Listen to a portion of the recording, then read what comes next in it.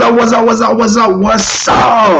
Welcome to another installment of Tag Me In, where the triple threat brain trusts of tag go over the good, the bad, and everything in between the world of professional wrestling.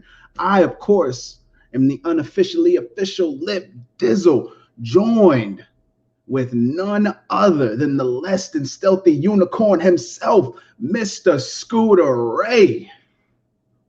What's up, everybody? And I know, of course, you can't see him, but he will be here at some point in time. Of course, the heartthrob of the IWC, Mr. Jaeger Bombastic, super duper fantastic. Now, this week in wrestling, I'm kind of happy, but I'm happy that it was kind of a chill week. Mainly because I think we need that a little bit of a reprieve just to kind of calm down. And of course, NXT for the past 5 weeks has been on a hot streak. And I think this week, finally, they had like a cool down episode. So It wasn't bad. I'm just glad that it was more of a kind of a bridging episode, because I'm pretty sure it's more of a story heavy, leading up to whatever's going to come, so they can fill in the blanks, so that way they can continue to build up until, I guess, WrestleMania, or I guess whatever takeover they decide to have coming up. But yeah, of course, we didn't get into the recap of Elimination Chamber. I mean, there was really no point. I mean, to be Miz, that's the thing. The Miz. Yeah. Now, two-time Grand Slam champ. 2-time. True that. Now, Scooter, is that one of your tidbits on the news today? Actually, the only thing really, as far as with WWE, that I've been really kind of seeing anything, it's a little bit more with the Bow Wow Fallout type stuff. Like, so what's happened with Boward Woward? Sorry, Boward Woward. It's really more of, does he truly bring? It's kind of more of are some people gatekeeping when it comes to him? Are we not really giving him a fair shake? It's kind of one of those, should we embrace Boward Woward or that whole type of thing? And it's been a very interesting thing, because it's kind of one of those so there's one podcast in particular, Jobberteers podcast, shouts out to Sir Wilkins.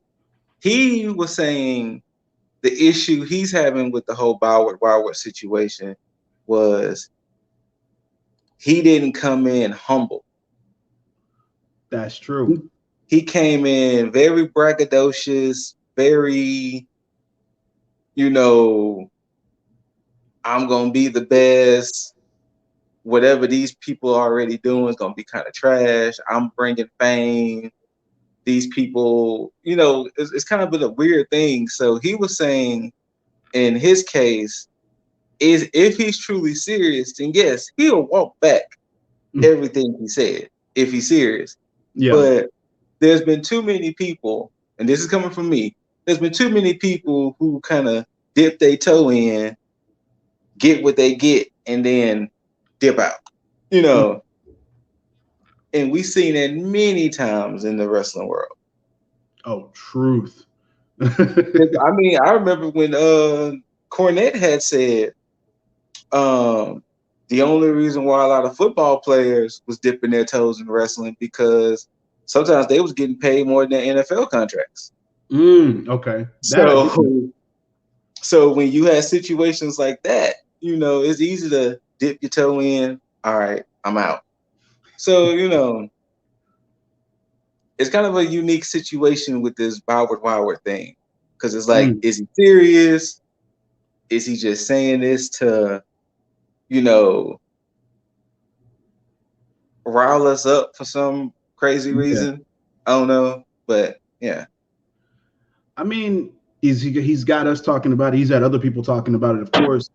But yeah, I don't know. Like it doesn't strike me the same way that it did with Pat McAfee or this, or hell, even Bad Bunny for to talk about him for a second. Like if that's the case, I mean, even though on his end with him being integrated into the whole Raw scene, 24/7 championship title, whatever, he at least somewhat kind of fits in the mold, oddly enough, and is actually showing some type of benefit. I don't see Woward having that same type of impact because like I don't like there's nothing that makes him credible enough to say, okay, yo, you're an imposing force in the ring.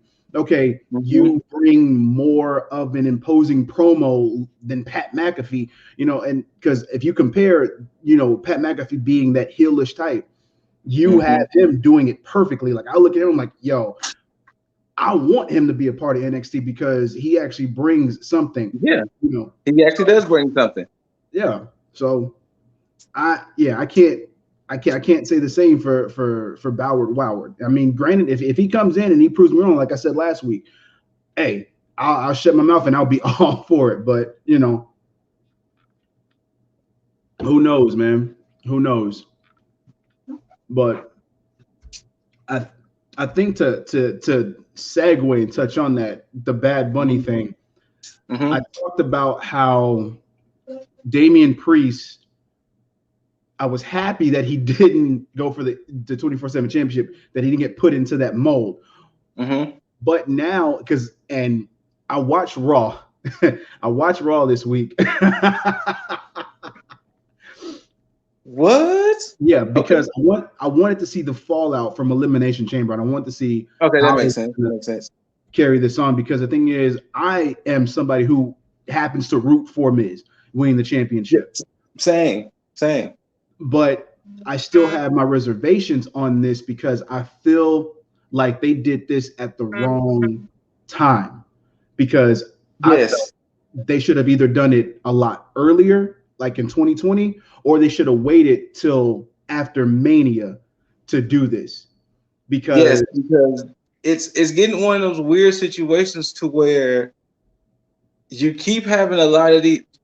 You're starting to have a lot of guys now who should have been champion now looking like they could be champion, and hence, I know we jumped from Bad Bunny, but telling hints with the Lashley situation.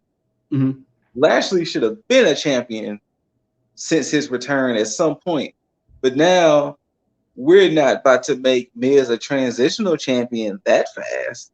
Yeah. So, like, I don't know.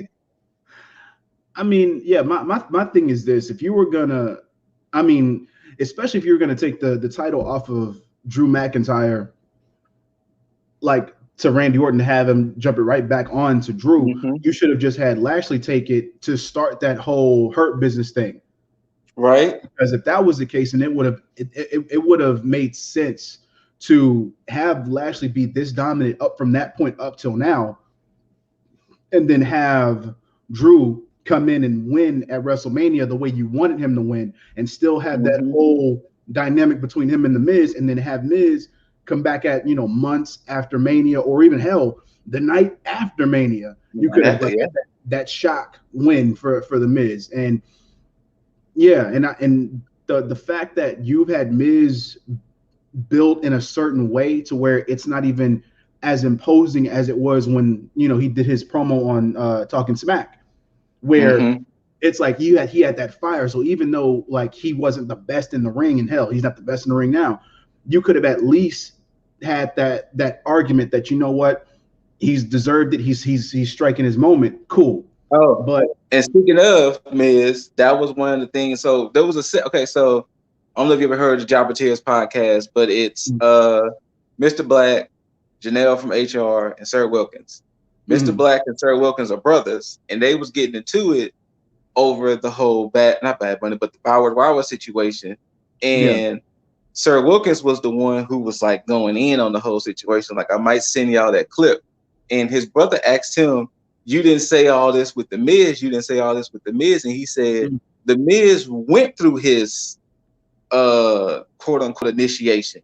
Yeah, he came in as a reality star, this and the other, but he went through his lumps. He was kicked out the locker room. Yes. He was this, that, and the other. So he went through his lumps to be where he's at now. Mm-hmm. So Miz can talk his talk now. He talked his talk then, and they showed him, no, this is not how it's gonna be. And he had to learn from that. True. But in Bowett's situation, he's talking on a level like he's about to come in and, to quote Cameron Grimes, go to the moon.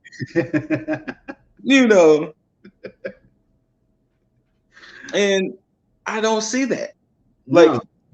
Like he has no imposing figure, imposing stature. Like he's gonna damn near be Leon Ruff 2.0. Oh. And you know what? If he comes in and pays his dues like that, where he's just like Job City and just stays in, especially if he's talking about being in it, then you know what? I'll give him his respect. Like, you know what? Hey, you went through the ringer and you did this to get to that point. So you ate shit for a little bit, but you can't get respect if you don't earn that shit. So hear that, Boward Woward? Just a little tidbit. But yeah, man, I just I need them after Mania to stop the whole bringing celebrities in, because the only reason why I disagree is because it's been ingrained since the beginning. Yeah. If WWE and celebrities had never been a thing and it just started kind of recently, then I can see that point. But WWE and celebrities have been since the 80s with Cyndi Lauper and all of that. So that's why I think it's a part of it. With that being said, I would prefer personally if AEW didn't do it. Because no. Only because I don't want them to do the whole, y'all just copying WWE or WWE. That's the only reason why, because that would be a thing that they separate themselves. The whole Mike Tyson thing. Yeah, the Mike Tyson thing was cool, but once again, we've seen it already. Them doing with the whole Shaq thing, we kind of seen it already. So it'll be best if I think AEW, quote unquote, stays away from it, because that would be the separation they would have. True. They wouldn't have to worry about doing the same kind of thing that the competition is doing, But they don't need to look mainstream at all. Yeah. They can just like a higher level indie promotion, which I mean technically it's almost what it is. So yeah, I do agree in that sense. But I guess what I'm trying to say on that is, because I mean I do agree with you on that sense, because it seems to be like that's the MO, especially in WrestleMania's case. I just hate. You froze up whatever you just said. Oh, sorry. Oh, there we go. No, well, I agree with you on that aspect, because I do agree that the whole Mania thing, it's ingrained with the whole celebrities. Like that's been that thing, their MO for like the longest. Where I'm at, where I kind of disagree, is for the fact that I just hate what they're doing with Priest now. Because I know last week I said, okay, I like this about Priest, but now he's looking like a glorified bodyguard. Yeah, he looks like a bodyguard. Yeah. To Bad Bunny. And I'm like, I don't like this now, because now it's all like, he's getting his singles matches, but I mean, what is it honestly doing for him with Bad Bunny being there? It's almost like it's taken from his shine and push, so to speak, because I feel he should have came in more dominant, should have been, hey, I want all challengers. I want to come for whatever title I can get my hand. Especially having your debut at the Rumble. Exactly. Because then like how because like that was another thing that they was kind of saying is like, well, what does that do with that whole angle now? Because we're not gonna have Miz and Morrison versus Priest and Bad Bunny now, since Miz is now champ. So well, that does bring my next question then. So you believe that Miz is going to Mania with the title? So he has a title match next week, which we know that's going to end in a fuck finish from McIntyre. That's not even me foreshadowing. That's going to be a fact. There's going to be some type of finish. They're supposed to have Fastlane sometime in March. Then is Mania. I can see him keeping it until then. Until Fastlane? No, until Mania, and possibly losing at Mania. But I just don't know. I just don't know. It's all screwed up in my opinion. Like from my standpoint, just because I think they panicked. I feel like they panicked. It just do it, pull the trigger, go with something. Yeah, and that's the thing that I hate because when I watch Raw, I was just like, I see why I stopped watching it. It was a very boring episode. Yeah.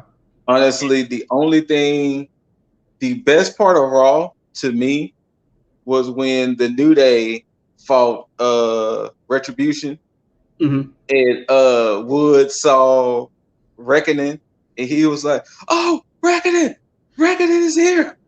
Hey, let's do this. Let's do it." Other than that, Raw was a dud. Yeah, not my thing at all. Yeah, I mean, Bobby Lashley beating the shit out of Braun Strowman was good to see. Yeah, but otherwise it was a dud. And why is Braun Strowman there? Like, they fucked him over so royally. I agree that his insertion in things now is kind of like, They fucked you over when you lost to Brock Lesnar in Saudi Arabia, and ever since then, just been trash. That's why when he beat Oldberg for that title, it was like, Well, and since we're on the title picture, because I mean it all kind of segues into Roman. How do you feel about Edge choosing Roman?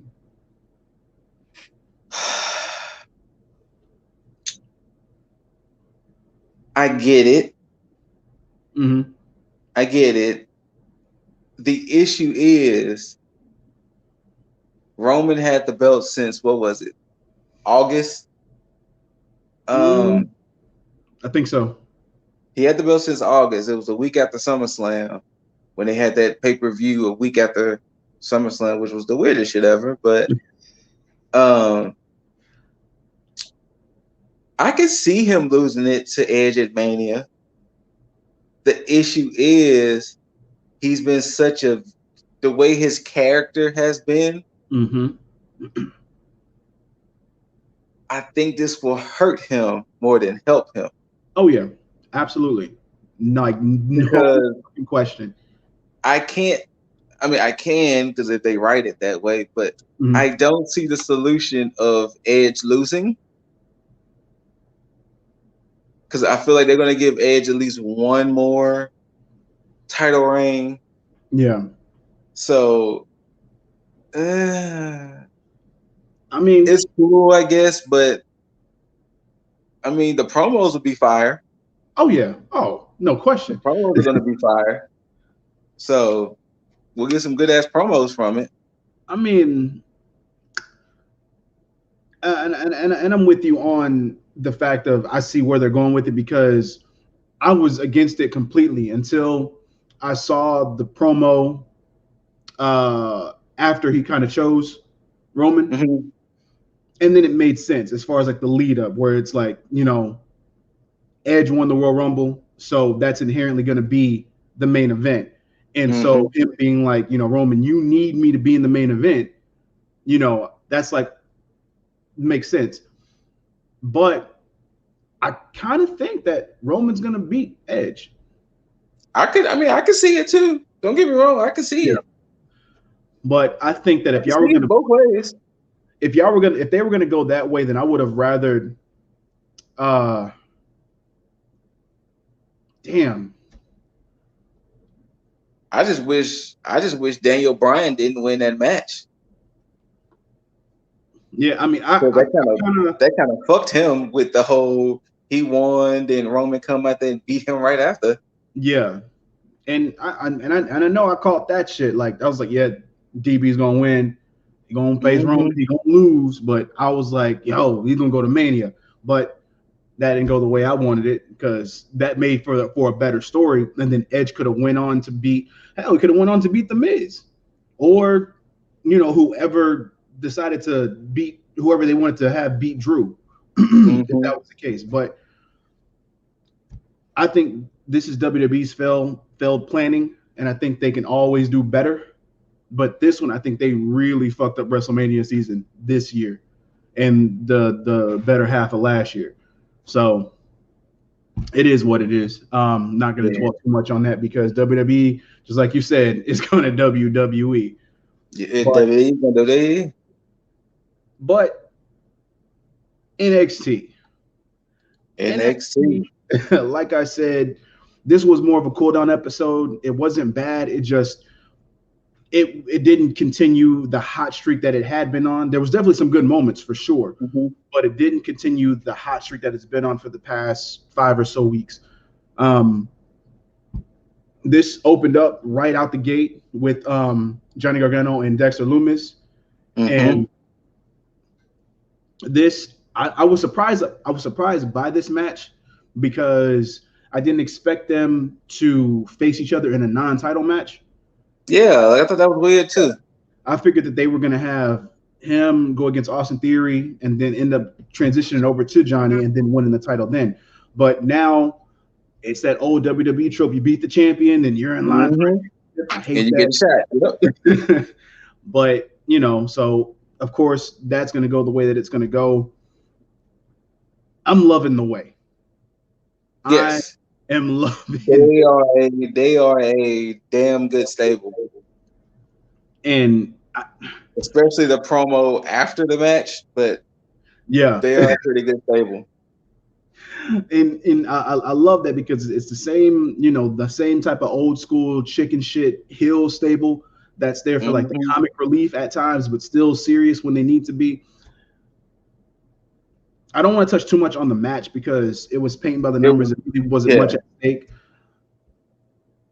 But one thing that kind of stood out to me was the dynamic between Theory, Loomis, and what's going on with that. Because I know we touched on it last week. Because I remember I said, I was like, wait, that's just weird how he would just kidnap him, but he would be dressed, like he went on vacation. And so now it's like, okay, something else happened because now he's looking like, he's misunderstood. And I'm like, oh, that's a different twist on how you would tell a story like that. So. And then Indy saying, I think he's hot. And then Johnny's reaction to it. Johnny and I think the segment to me would have been better with after Indy saying that they would have been like, you know what, both of y'all are going to therapy.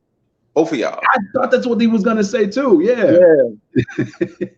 Both of y'all are gonna be in therapy. So what? Yeah. So what do you make of it? It's definitely going to build up that Loomis is taking that belt from Theory. Loomis is taking the belt from Gargano. That's happening. At the next takeover, Loomis is definitely taking that belt from Gargano. I don't know where would that put the way after this, but for sure, Loomis is definitely getting the belt from, and I wouldn't be surprised if he gets the belt from Johnny with the help of Theory. Yeah. By accident or something. So definitely. Now I'm trying to see where everybody else in the way fits because I want to know how they're going to continue to build the way where they can actually gain wins because the way that it's looking now, they're going to be in like this losing lull where they'll get wins here and there, but like when they'll be Kushida in a way. Yes. When it matters, they're gonna lose. I don't know, but yeah, this again, the match was what you would expect from a Johnny and Dexter Loomis match. Not for the title though. I think once the title's online, you'll definitely get a much better match. But Absolutely. I feel like this was more styled like an exhibition than anything. So we'll see where that goes. But I'm pretty sure that we're both right on that one. That Dex is going to take the title eventually. Next up, well, they did do. I mean, outside of that, because I think the therapy stuff, and then I think they transitioned over to Zoe Stark. Yeah, the Zoe Stark interview. Yeah, having her little segment and whatnot. And they are definitely behind Zoe Stark to push her like this. Well, before we continue, I mean, I did send it to y'all, but the NXT class, at least 18 people was in the new NXT class, including Taya Valkyrie and Rick Steiner's son. Oh, really? Yeah, Rick Steiner's son is one of the people. Taya Valkyrie. Reality of Wrestling's AQA. She's in there. There that guy is. Oh, shit. The man who's coming to save the trios. I apologize for my lateness. I was an irresponsible pet owner and forgot some key nutritional value for my dog. Also, I forgot to just put 2 and 2 together and just hop in the stream, so I could have been here like 10 minutes ago. So, oh man, as long as he's good. Oh yeah, he good. He's all happy now. He's a happy boy. Now I'm just doing some. One of the people they showed who looks like a Brock Lesnar clone, they think he's going to be a Brock Lesnar clone. I can't remember his name. Parker Bardell, I think his name was. Yeah, Parker Bardell. It was that name that we said sounded like a professional wrestler. Yeah, he. Many people thinking he's going to be Brock Lesnar Jr. So yeah, because didn't Paul Heyman sign off on him? I think so. Yeah. Wasn't Jake Hager supposed to be like a new Brock Lesnar, or am I thinking of somebody else? Poor Swags. I know. Jack Swagger got the shit in of the stick. He really did. The all-American American. And you know what? One thing I know, this is just like going off on a tangent, but just for the fact of how good that gimmick was, and then how they transitioned from that to like the "Don't Tread on Me" with perfect. Jail poker. Perfect, man. It didn't go over well. It's all well and good, but Ryback. That's also who I'm thinking of as well. Oh, you mean Goldberg 2.0? Yeah, I mean pretty much. Yes. Also too, I mean, they put Gigi Dolan in the class. Zoe Stark was in the class, of course. Cora Jade was in the class. So some of the people who was in the Mae Young tournament, they're in the class too. But yeah, they were saying that this is their largest class that they ever had. I think it was like 18 plus. So well, they definitely be seeing some new faces. But if they're doing it like that, and they're going to treat everybody like they're treating Zoe Stark right now, it's going to be one hell of a class. Oh, we're here. Okay, I was disappointed in how Zoe Stark got treated. With EO or just in general? I mean, they had the technical malfunction. I guess that's an accident that happened. That was just me. No. Like they said it on the commentary. They were like, "Oh yeah, we're having a little malfunction here." I was like, "What in the world?" Like that kind of sucks that she's promo. Like, yeah, she was mid promo, and then it just cuts to a still pic of EO, and then it's like, okay. I thought I was tripping for a second, but okay. Yeah, no. Nah, that happened. The only thing that I don't like about Zoe Stark is her jobber ring attire, man. It's just oh my god, she has default wrestler attire. Sorry, default women's wrestler attire. She did though. Because I look at her and like that's what the first thing when I seen her in her singles match, I think it was 2 weeks ago or last week. Can't remember which one it was. But when she came out Last week is when she fought Jessica Maya. Okay, it was that match. And I'm looking at it like, who has this fucking entrance? What job are they giving the entrance to? And when she actually got started in the ring, I was like, oh, okay, all right, never mind. But yeah, if she changes her attire, man, she'll be complete because her in ring is fine. Yeah, I mean, obviously they got some high hopes because she had about a good 10-minute match with Io. So I felt like that took. No, I was like, I felt like the bits that were in between her entrance and then Io's was like kind of taken away from. It was like, because I like kind of snapped back to it, like, oh yeah, there's a match about to happen with her. Mm-hmm.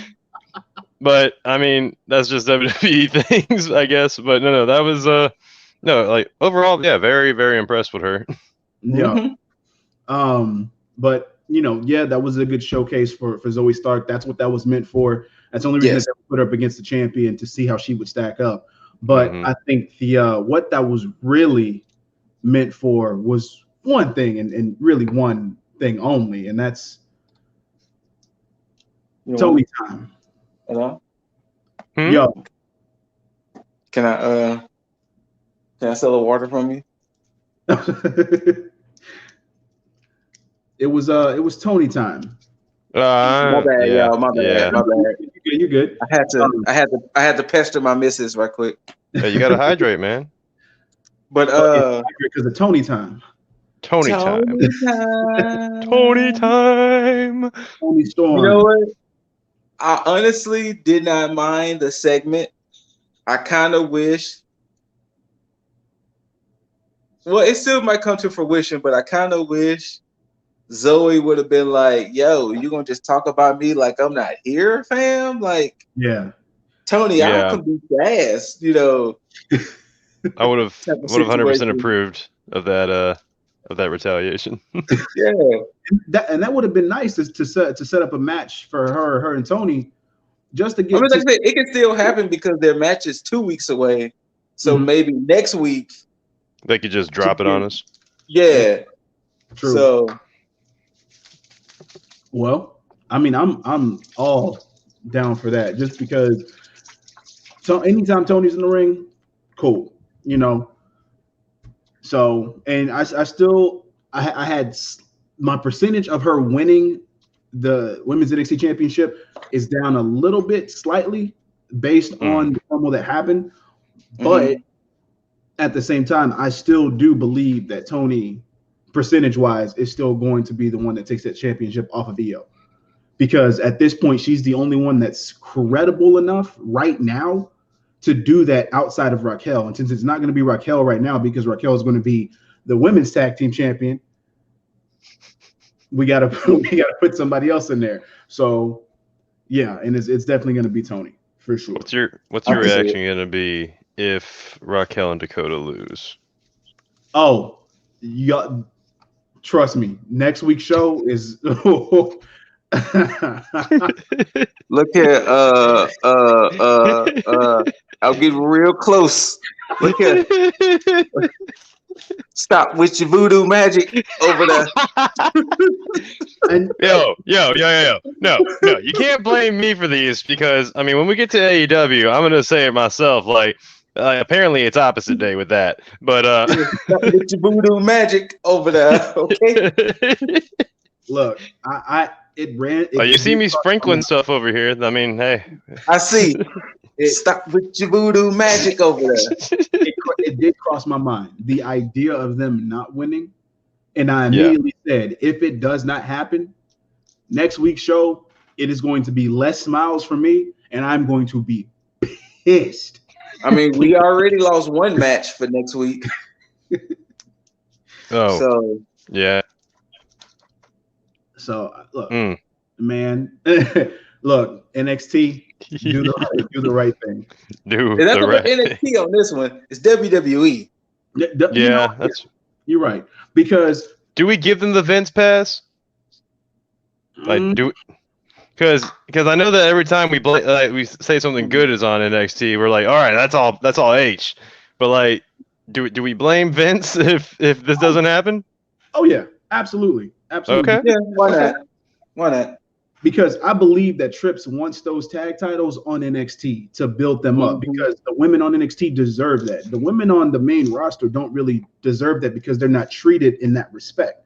Well, no, because they're all singles competitors and they end up getting paired up, and it's like the Dusty Classic all over the place.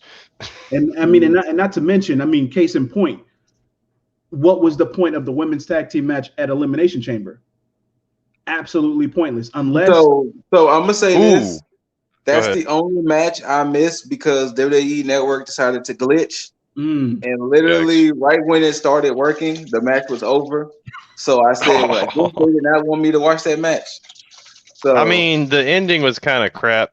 Yeah. Didn't Reginald do something? Or Reginald came out with a bottle and 2 glasses, trying to tell them, hey, you're just gonna get y'all ready for your little celebration after you win. And then he told Sasha to use the bottle or open it or something. Yeah. And then so she's holding the bottle like, I don't want this. And then the ref sees her with it, and then that provides a distraction for the loss. Yeah, the only way that they would have made that would have been redeemable is if you would have turned Sasha heel and had her Reginald from Carmella. But they didn't do that, and I guess they're going to keep that whole face dynamic for Banks and Belair. So we'll see. But other than that, that still made that tag match on Elimination Chamber fucking pointless. So yes. Well, here's the thing that fucking pointless. Here's the thing about that tag match though that intrigues me. Nia Jax pinned Sasha Banks. Don't you do that. And then Nia Jax went on Monday and pinned Asuka. Oh no.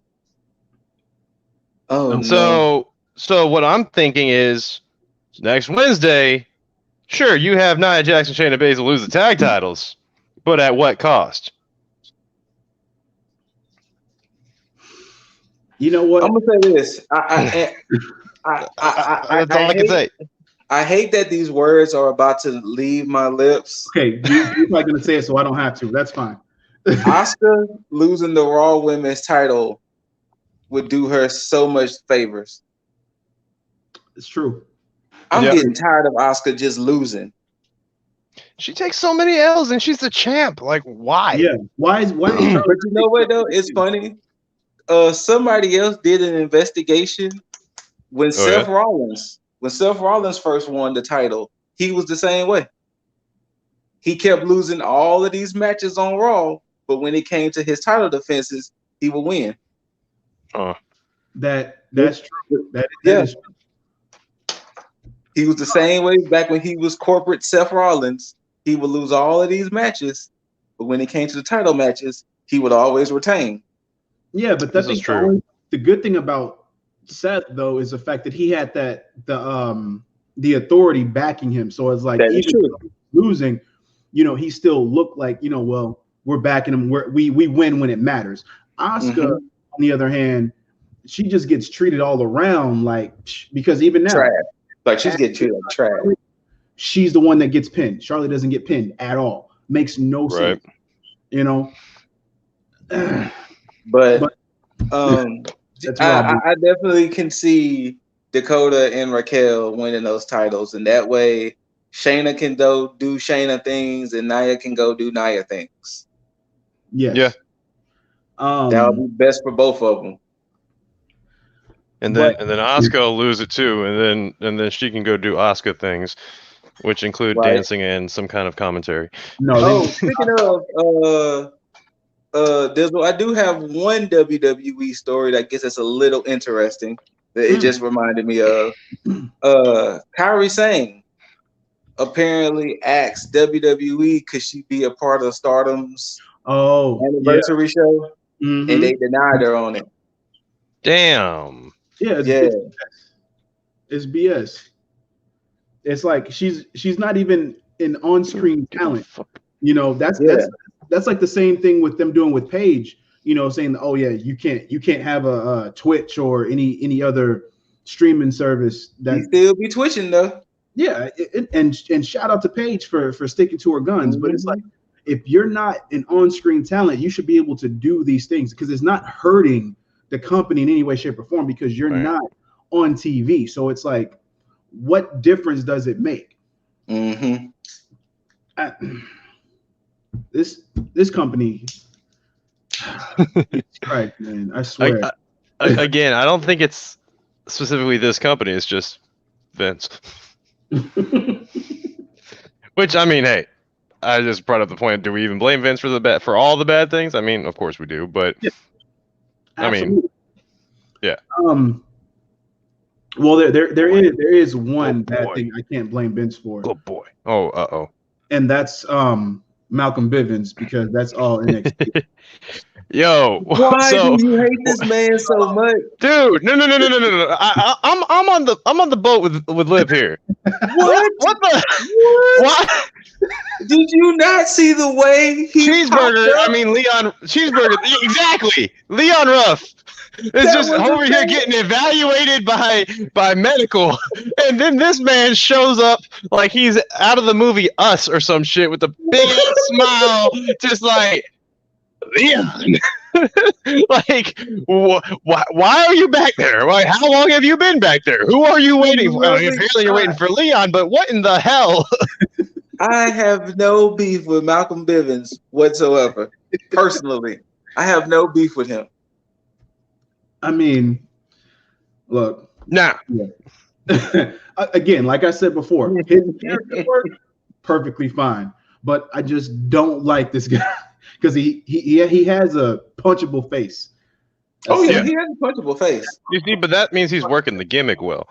I mean, yeah, and you're right. Character work on point. I'm never gonna deny anybody's character work, but it just makes me hate him even more. It's like when Seth Rollins was, after he demolished the Shield with the chair and he joined the Authority, he became that shit heel that just made you fucking hate him. And then with his voice, I don't know if he just changed his voice to sound more fucking annoying, but yeah, he added all of that. But either way, yeah, the good thing to come out of this, outside of seeing Malcolm Bivens' face, is the fact that once Leon Ruff came out, you had that was so messed up. Super heel Swerve came out. Leon Ruff, and when he tossed him, my god! No, when he kicked him, all of that kick alone was like vicious. Yo, he was not gentle. Swerve is he is one hell of a heel on accident. Did not expect it from him. Like when I see him, I was like, okay, I see the transition. But now when he fully just formed into it, I'm like, yo, he just gives no fucks. And Leon Ruff is like the perfect pin cushion for him.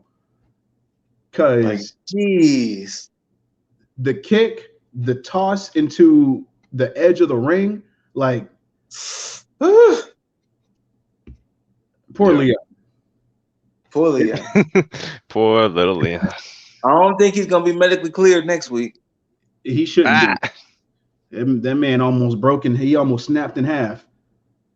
But Swerve's chase for relevance and for him to earn his spot, I think, is one of the more interesting things on NXT right now, because it's nothing that's at the forefront, and I think they're playing it right, because with them not necessarily showing him on TV all the time and him coming in little spots in there almost plays to his gripe. Yes. And I like that. And I think that once the North American Championship starts changing hands, like it's because they're going to play hot potato with that title within like the next few months, almost guaranteed. He is definitely going to be in that picture heavily. And then he may end up winning it on a fluke victory. Probably, let's see.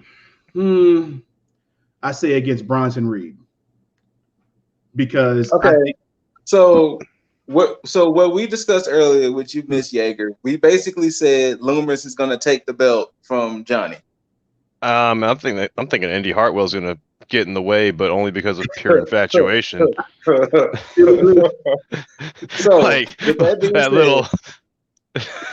So if Loomis takes the belt from Gargano. Johnny, yeah. Who takes the belt from Loomis? Because we still don't know where they're putting Grimes yet. It's with the whole, either he's going to go for the world title or maybe stay within North American. Swerve definitely say he wants North American. Bronson says he wants North American. So who's likely to beat Loomis? Grimes. That's what I'm thinking. Grimes or Swerve, one of the two. I mean, the way Swerve's going, he's on fire. But yeah, let's see. We got Loomis, who's like a tweener, kind of. Mm-hmm. Yeah, I could see that going either way. Like Grimes is like a tweener face. I mean, he's more face than tweener, I guess, but only because he's riding that that Wall Street bets train right now. Yeah, we're definitely gonna talk harp on that too, because I love what they did with his on the show. Yeah. Yes.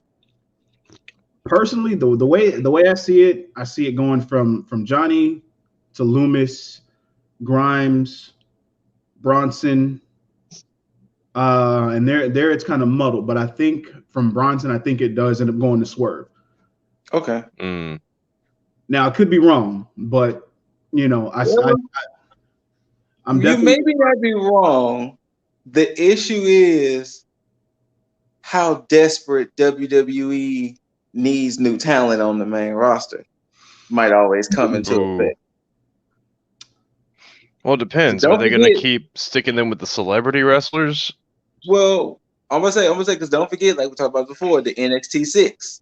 If you looked at the NXT 6, Nikki Cross was like the only one who really had a lot of time to spend in NXT. Yeah. Mm-hmm. Heavy Machinery wasn't really there that long like that.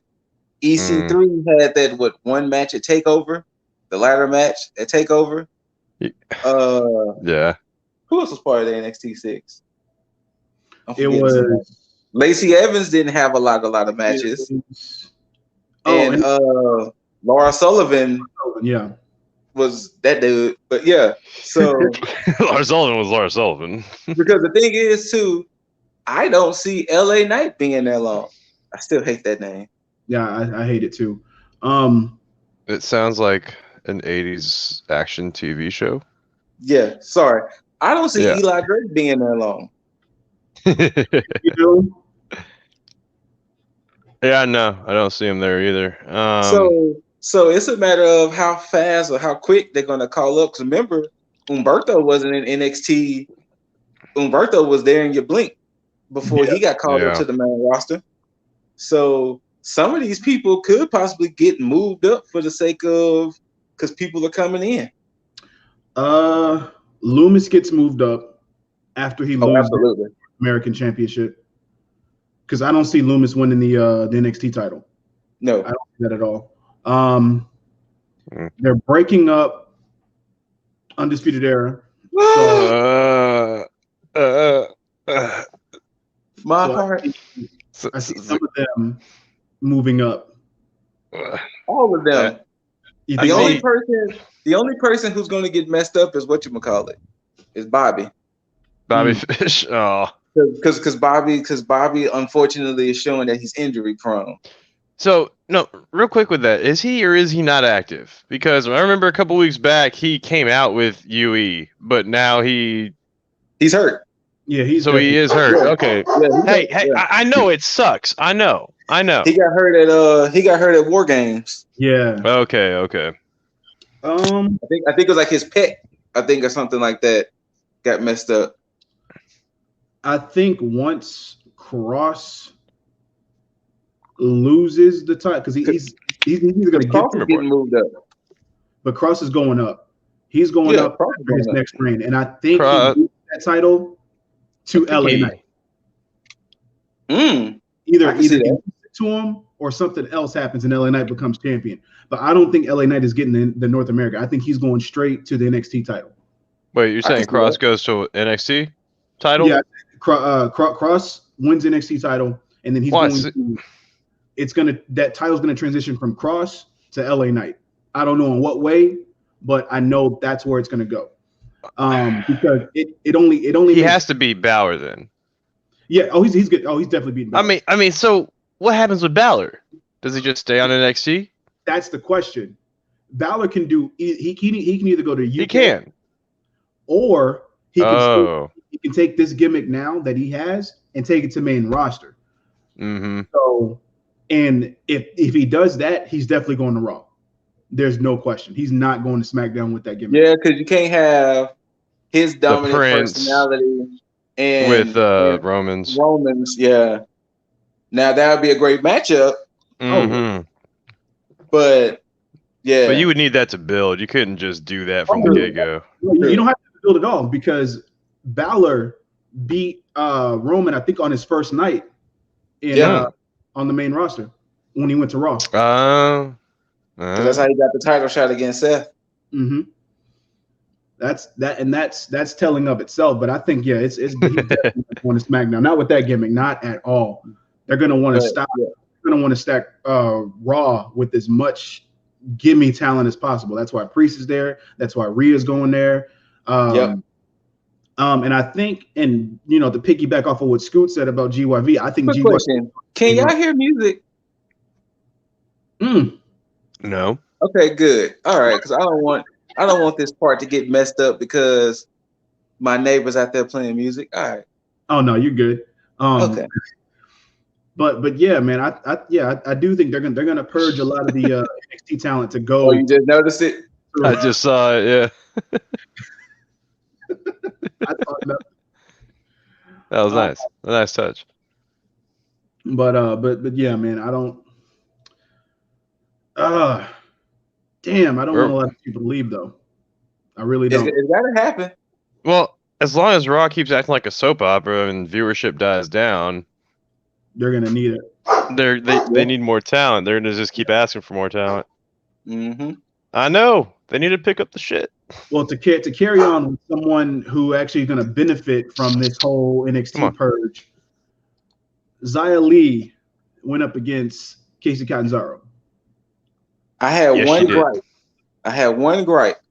Oh, me too. Should have beat the shit out of Casey. There you go. Yep. Thank you. Casey got too much offense in to say she was going to purge Casey.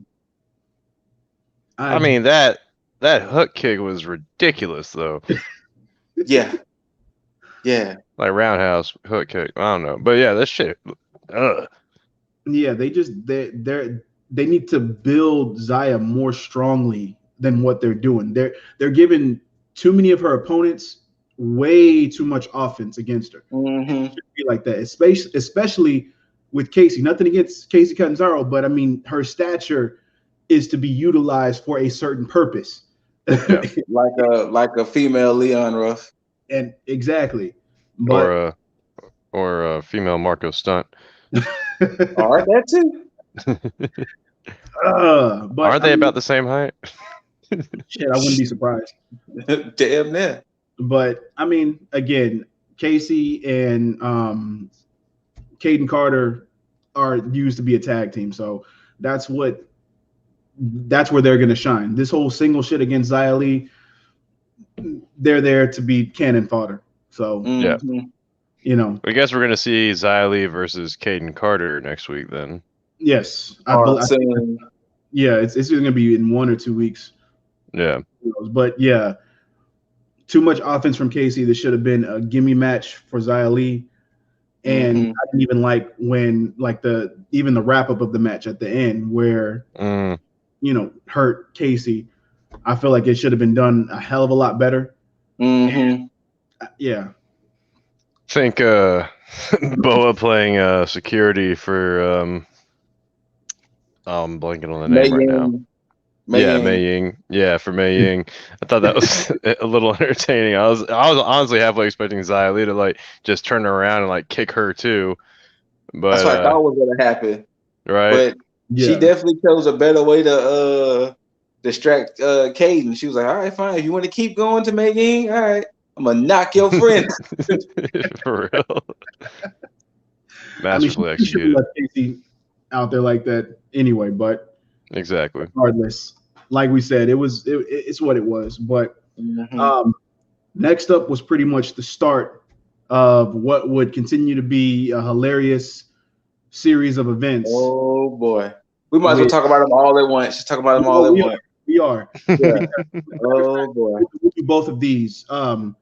Throughout the night, you had William Regal go outside and look for Santos Escobar, who didn't show up. Which, let me touch on this. I don't know if they meant to do this or this was done by accident. Oh, you saw Finn Balor in the background? Yeah. It's the second time Regal had went out and it was like in the background, just chilling, just walking around. What the fuck was going on with that? I saw that too. I was like, wait, why is he back there? I think that might have been an accident. Okay. Yeah, because I'm sitting there because he damn sure wasn't on the show. So, oh well, yeah, he was. He came at the last part. Yeah. Yeah. But yeah, it's anyway. But that was that part. But now Cameron Grimes. That part. And I love the way that they did this because anybody who is a fan of who's a fan of professional wrestling knew about the infamous $1 Million Man segment. And I was like, oh, he's about to pull this shit like for real. And then I realized that he was playing on it the entire time rather than trying to copy it. And I was like, oh, that's clever.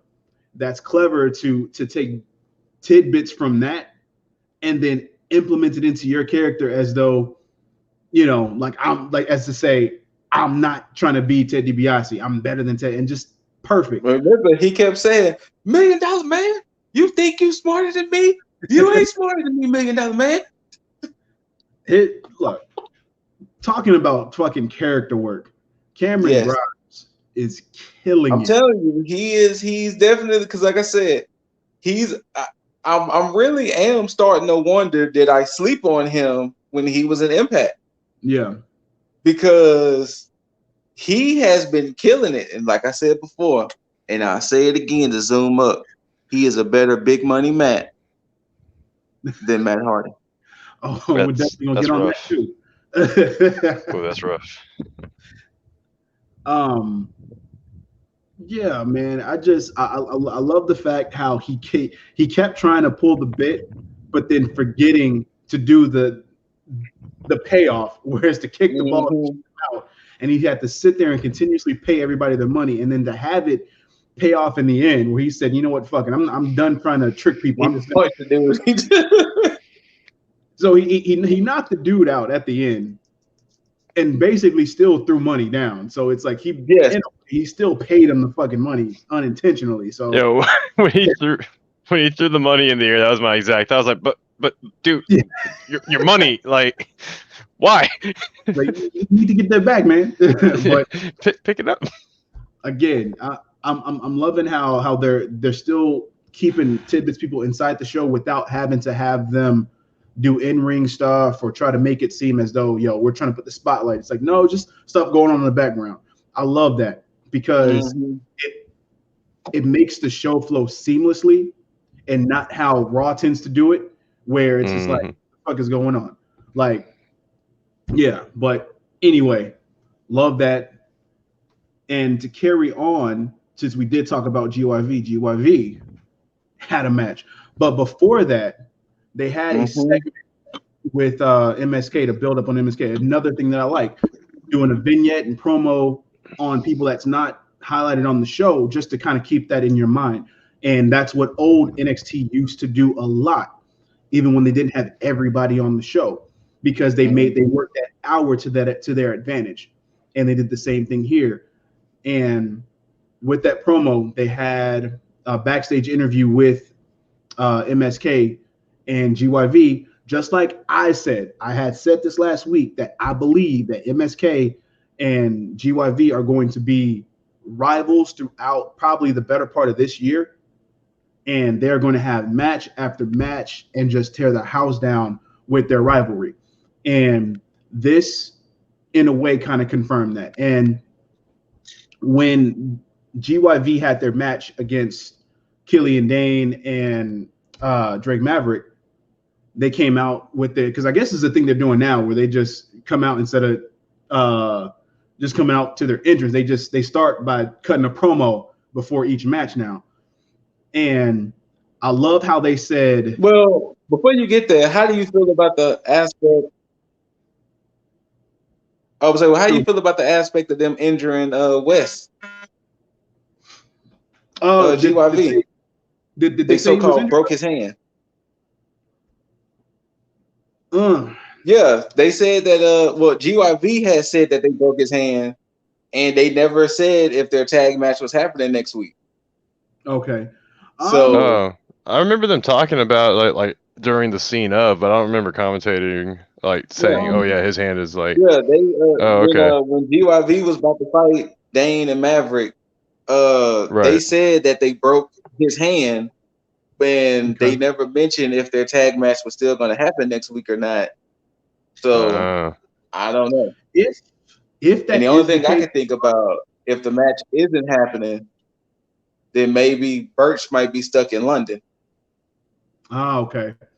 And if that's the case, it may work out in their favor, because I think having 2 title matches on the same show, this may actually be a blessing in disguise, because I feel that whichever title match goes first, it may get overshadowed by the second, or has the potential of overshadowing the second.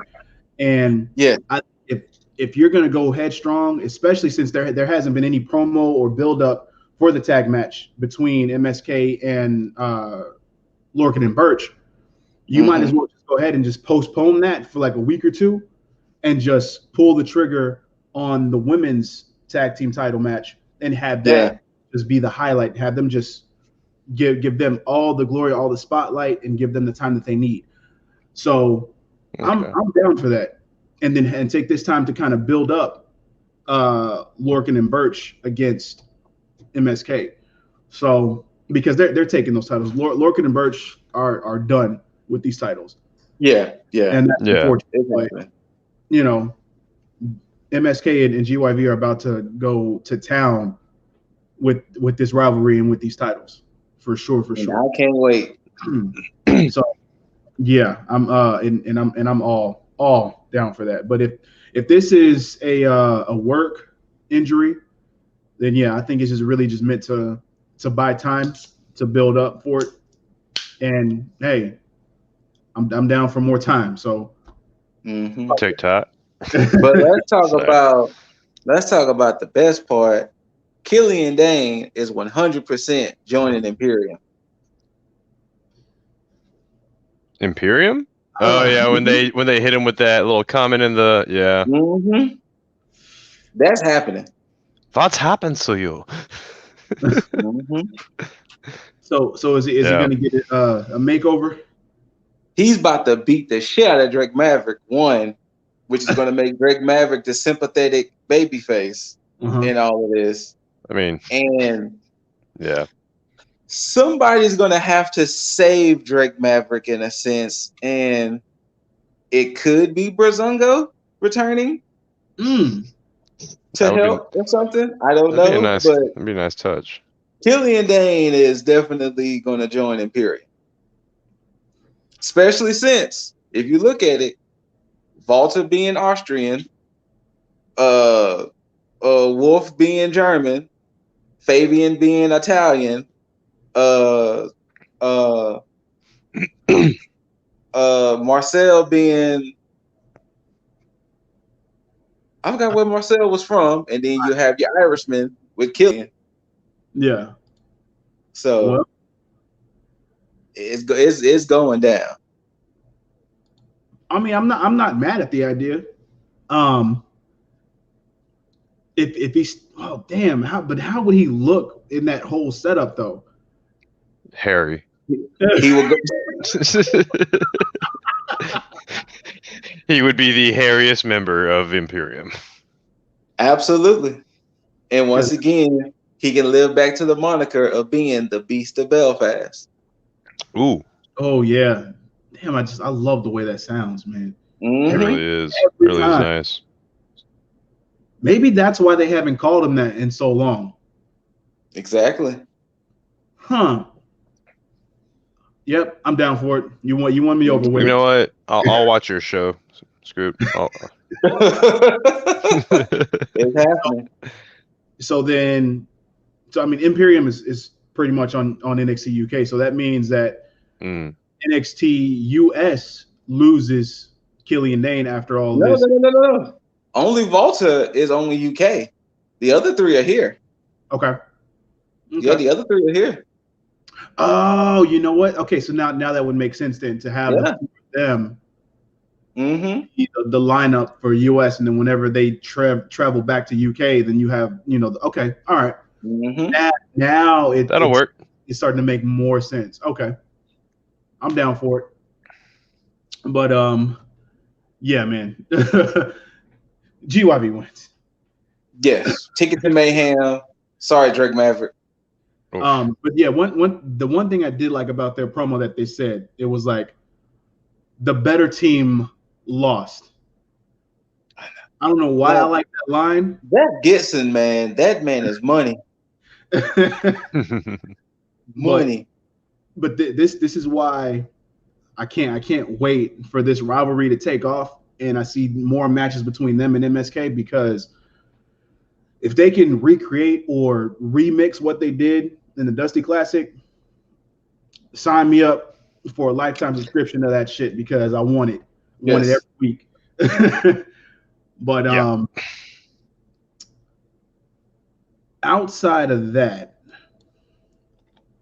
we finally wasn't it Santos and Karrion?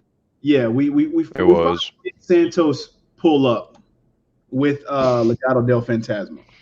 And they keep looking more and more like goons. Ever since you've said it, man, they keep looking more and more like goons. You see? I have a confession to make. Oh. Was I the only one that thought Andrade was going to show up? I wanted it, but when Santos accidentally pulls it off and gives Karrion his first loss. Oh.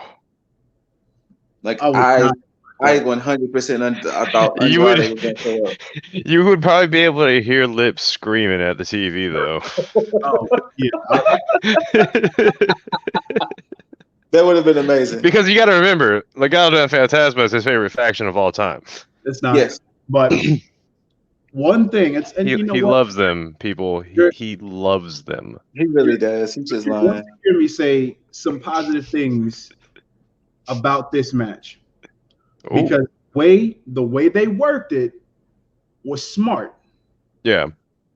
Because they had that 3-on-1 and they used it to their advantage.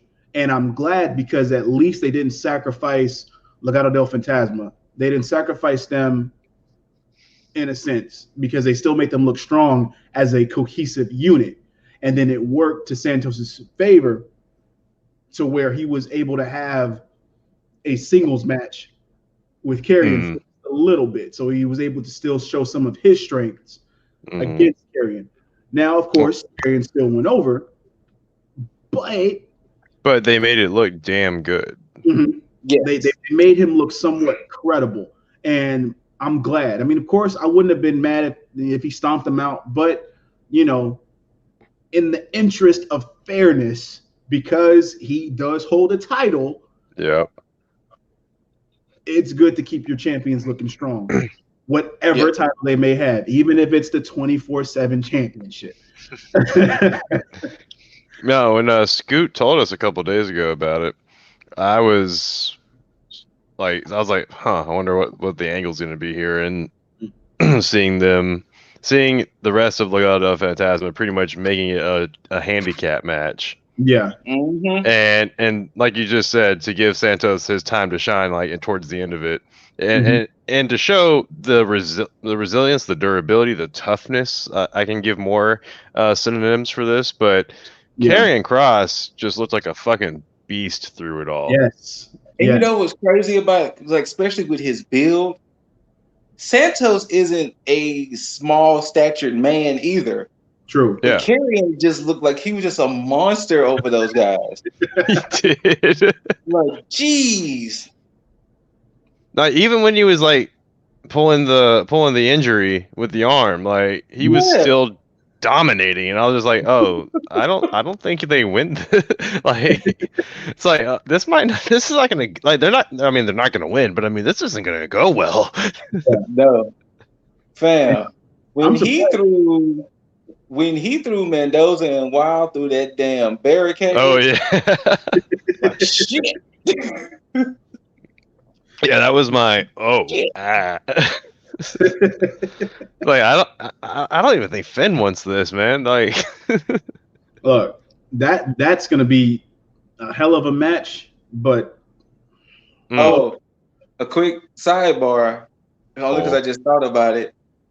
I think they renamed Damian Priest's finisher. I don't think it's called the Reckoning anymore. Oh yeah, because Mia's the Reckoning. Yeah, and I didn't get a chance to hear what they called it, but they did rename his finisher. It did. It's like I think it's like the Lights Out or something like that. Yeah, it's some stupid shit. He better change it back once she stops being the Reckoning. Yeah, most likely. Yeah, but I'm just ready for Damian Priest to move past this Bad Bunny shit already. Yeah, like WrestleMania cannot come fast enough. Yeah, we kind of brought that. We had to talk about that earlier. We was like, we want Priest to be done so that way Priest can be Priest. Yeah, right. Go ahead and let him get his U.S. title run. Damian Cross hit his brain punch. I'm just call it the brain punch. He hit his brain punch and knocked Santos out. Yeah. Hopefully knock some sense into him, but so we don't wishful thinking. But it was, and I love the way that Scarlett looked. Yeah. But her turn that she had, like after that match, she was looking like, yo, I expected this to go differently. Mm-hmm. Yeah. More dominant, but yeah. So, and I think that might be telling to what's probably going to happen when he goes against Balor. I think Balor is going to take Karrion to somewhat of his limit. Yeah. But in the end, he's still going to lose. So let me ask you a question. Let me ask you a question. Okay. This is a hypothetical thing here. Mm-hmm. Does Karrion lose to Finn so he can be pushed to the main roster faster? No. Okay. Mm-mm. No, because the thing is, what, you think so? I mean, it's a possibility. I think it's a possibility. I mean, do I want it to happen? Not really. I'd rather see Karrion dominate with the NXT belt. Think of it with your WWE hat, not with your I fan know. hat. I know. No. I'm talking to Dizzle over there. Think of it with your WWE hat and not with the perfect booking hat. Yeah. I can see. It's not out of their realm of possibility. I can see Vince watching Cross and just getting a. Keep it real. He has a massive heart on right now. He's up there getting the Booker's boner, and he's like, "Oh, I'm gonna book the shit out of this guy." You talking about Karrion Cross is what, 6'4", 6'5"? Yeah. And then he had Scarlett with him, and Vince, of course, is like, "Yo, that's a perfect package." He's like, "Give me all of that." Yes. Because Vince loves blondes. Vince loves blondes. Vince loves blondes.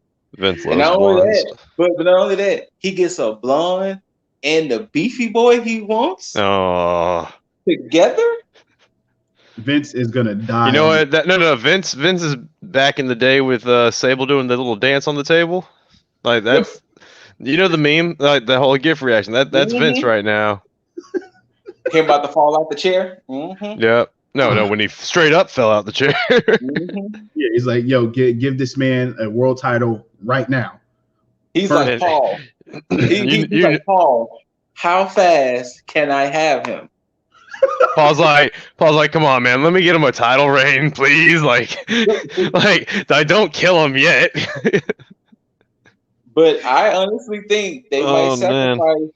I think there's a possibility that they could sacrifice Cross losing to Balor so they could fast track Cross to the main roster. It could happen. If I don't want it to happen. If we go with the WWE book mindset, let's just say that they take. Hey, it's bullshit. We know. Stop. Stop it. Let's say they take Cross from NXT without Cross winning that title back. Mm-hmm. Okay. Balor gets he gets put through the ringer after all these matches he had. Okay, so let's sort of fast track a little bit to the ending because we can talk about it at once. Okay. Cole came out. He tried to apologize. Oh, good. And my heart, guys. And then Roddy came out. Just told, the hell are you doing? Yes. Look at what you've done. This whole thing was like completely convoluted. I was like, what the fuck is going on? Then, of course, He came out and was like, no, bullshit, we fighting. Yeah. And it turned into a whole scuffle. Mm-hmm. Roddy decked Cole. Cole was like, I don't know. Things just went off the rails. I don't know. I'm so sorry. I hurt Kyle. I don't know what to do. And then Roddy, come on, man. We supposed to be brothers. Yeah, I quoted New Jack City. Yeah. We supposed to be brothers. I mean, you're right, though. He did. You're my brother. I love you. He got dick punched, for his troubles. And I was on a roller coaster of emotion here. I was too. Cole had me sold, man. I was like, damn, he's working the tears. He's really giving it like an acting performance right here. I just don't know. Apparently this is gonna go to them moving up, but why this way? I don't know. I mean, they just have to. That's the one thing I just appreciate with New Japan and their stables. Their stables stay stables. Yeah. Undisputed Era necessarily did not need to break up. No. Right. But no, they didn't. I'm thinking about, okay, so where are the two injured people, Kyle O'Reilly and Bobby Fish, gonna go? What's their I mean, obviously when Kyle O'Reilly comes back, wherever Adam Cole is, I guess that's where Kyle O'Reilly will go. What happens to Bobby Fish here? What happens to Roderick Strong? You know what they're gonna do, and I don't put it past Vince to pull this shit. He's gonna have them come up as singles, or probably have Strong and Fish be a tag team. They're gonna have them come up, and then Vince is gonna recreate Undisputed Era with those two. No, everybody. He's gonna recreate it just for the main roster, so that way it like an NXT thing. He's gonna have that come back. He's gonna bring them up and then reform them on the main roster. It's gonna. Right. I don't like that. I don't like that. No, not at all. It's why have the dramatic ending to an amazing stable when you could have just easily moved them up? I was honestly they've been in NXT for a minute now. Oh yeah. And I mean, not that they didn't need to move up. I mean, they very much did not need to move up because they were perfect where they were. And if they would have moved up, they probably would have got buried somewhere. But to move them up in this way, I feel like just doesn't add anything for them. Yeah, and it doesn't.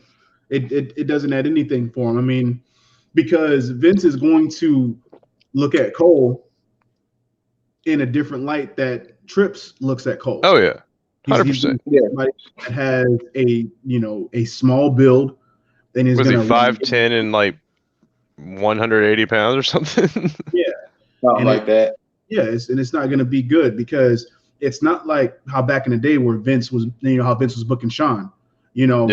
Vince booked Shawn perfectly, but he doesn't. He's not at a point now where character matters. He's at a point now where it's like, I want to know how the aesthetics are going to look when people see this at first glance. You know, right? That's why Ricochet is where he is. That's why Aleister Black is non-existent right now. What is he doing? Mm-hmm. Yeah. Aleister Black hasn't been on TV since he debuted his new music and ring entrance and shit. It hasn't been back since. Wait, they changed his music and entrance? Mm-hmm. He doesn't do the coming out the ground thing anymore, and I forgot what music it was. Bro, yeah. I got goosebumps like when I first caught him doing that shit. Like, why would you? Oh. Mm-hmm. And I think it only happened for like 1 week on Raw, and I can't remember was that like, a little bit before the Zelina thing or after, but he hadn't been seen since. Yeah. So, I mean, the whole persona of it all, man, showing up in the all black suit when you're not fighting that night, and then your ring gear is just on point. Like, no matter what, though, coming out to that music, either way, whether you're like rising up like on that platform thing or on that I'm sorry, whatever you're rising up on that is, or you're coming through the crowd, or you're just walking out. Like he did that all so well. That entrance was perfect for him. But no, they took it away. Man, fuck you, Vince. God damn. So now to kind of tie back to your point you were trying to say earlier, Lip, Cole wants Balor. Yes. Cross wants his title back. Mm-hmm. It's going to get very interesting to see how all this plays out.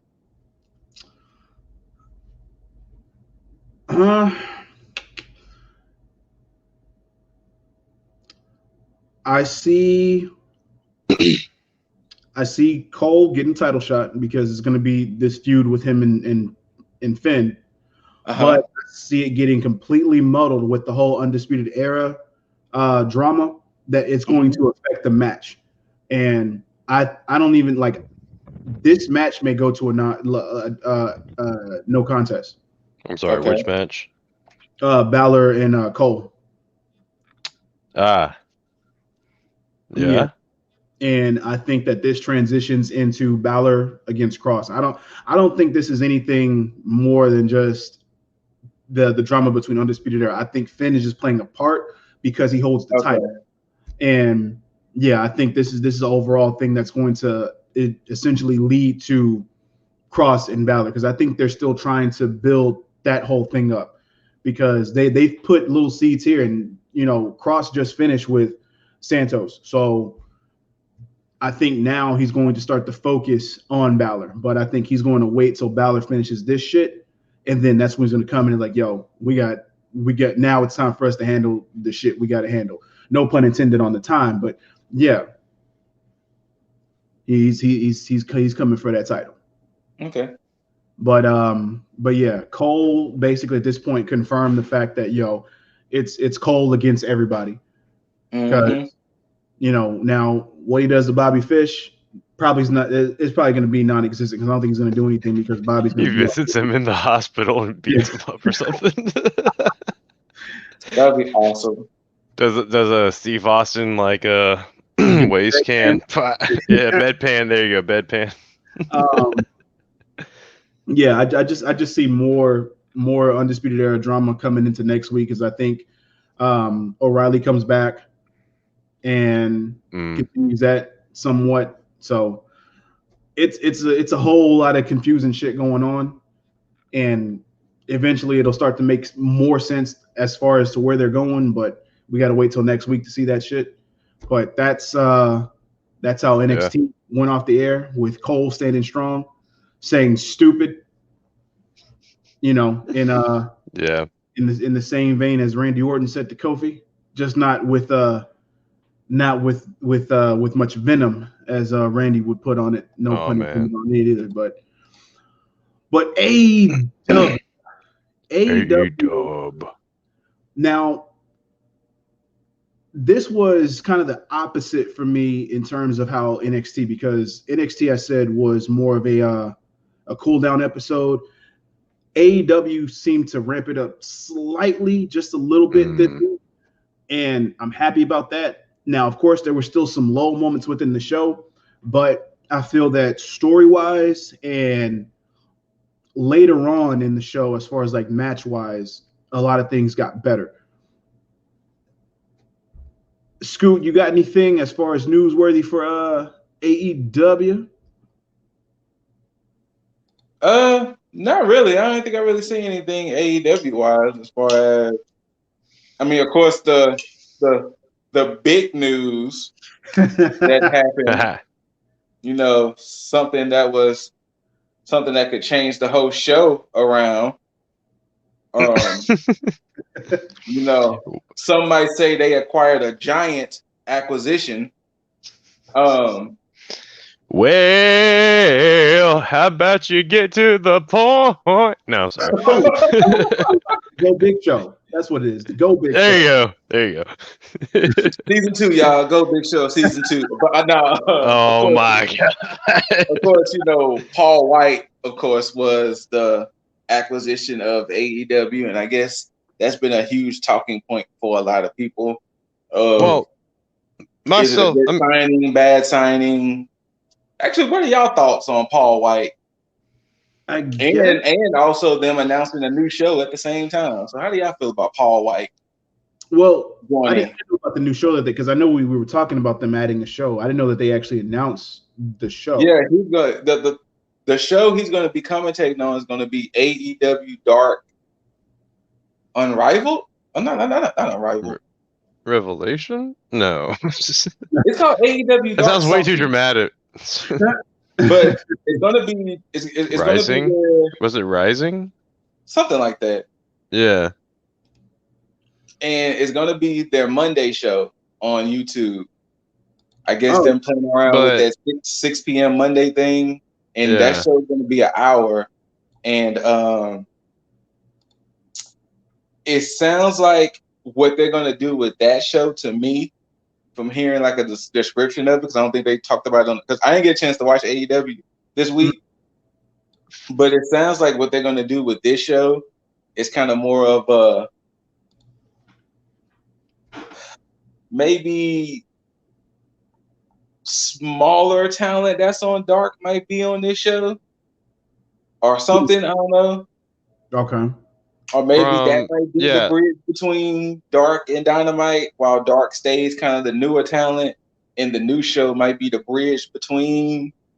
From what I understand from that like link I threw y'all, or you threw the link that was in the chat, and I read it. It said, this is gonna be like their say quote bottom or tier. So it's gonna be like all the fresh people in the school, people that are like with QT Marshall, all that. Then Dark is gonna be your more seasoned developmental, if that makes sense. And then Dynamite's of course the main show. Okay. And I guess you're more seasoned developmental and I guess low to mid carders for Dynamite. So it's almost like them having like a ladder in terms of like okay, you start here, okay, you get up here. All right. Well, that's kind of like what old school WWE did with the Sunday and Saturday shows. I mean, they had those, and then Saturdays, Velocity. Velocity and Nitro or something like that. Yeah. So with that being said, Jaeger, how do you feel about them signing Paul White? I mean, I had no idea that he had like. I thought he was on like some kind of Legends contract with WWE. I don't think nobody knew. Yeah, I mean, honestly, I thought his TV sitcom was part of a WWE production.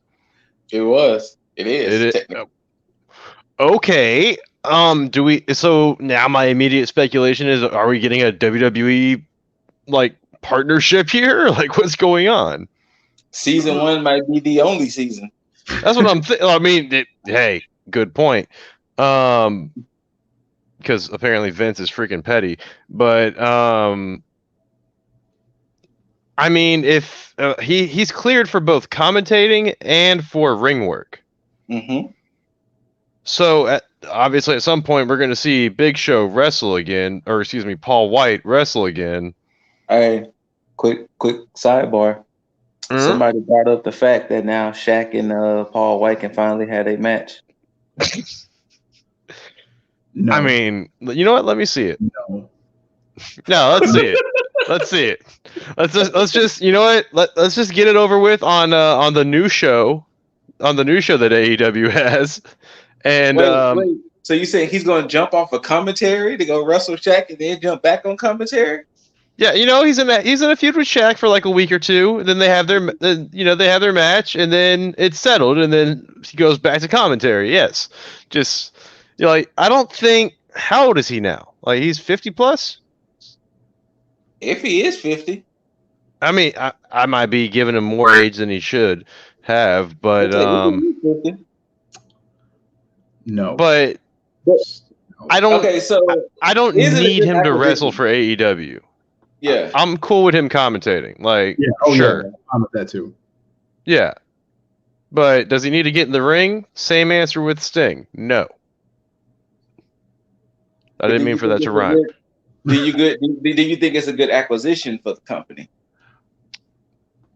Yes, because I think because I mean they're going to need to get big guys either way, and it's good to have an experienced big guy on your roster to help as far as like to groom those big guys coming up, to let them know like what not to do, what can they do, what's going to be beneficial for a big guy in this industry, what's going to promote longevity if you're going to be a giant in this game. And AEW is lacking people from the world of the giants.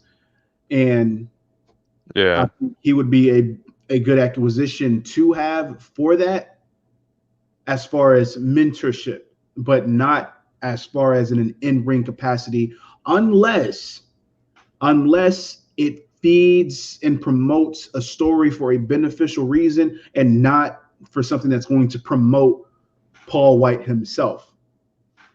Mm-hmm. But that's my take on it. Okay. But my whole thing is we're slowly approaching a limit on how many WWE people, like whether it's a good thing or a bad thing. Mm-hmm. I agree. Like it doesn't matter. We keep on, or I shouldn't say we. I'm not employed by them, but cut the check, Tony. Yeah. Hey, I'll take it. But anyway, AEW is slowly approaching that threshold because even now, like I see it in other like forums and stuff, like another WWE acquisition.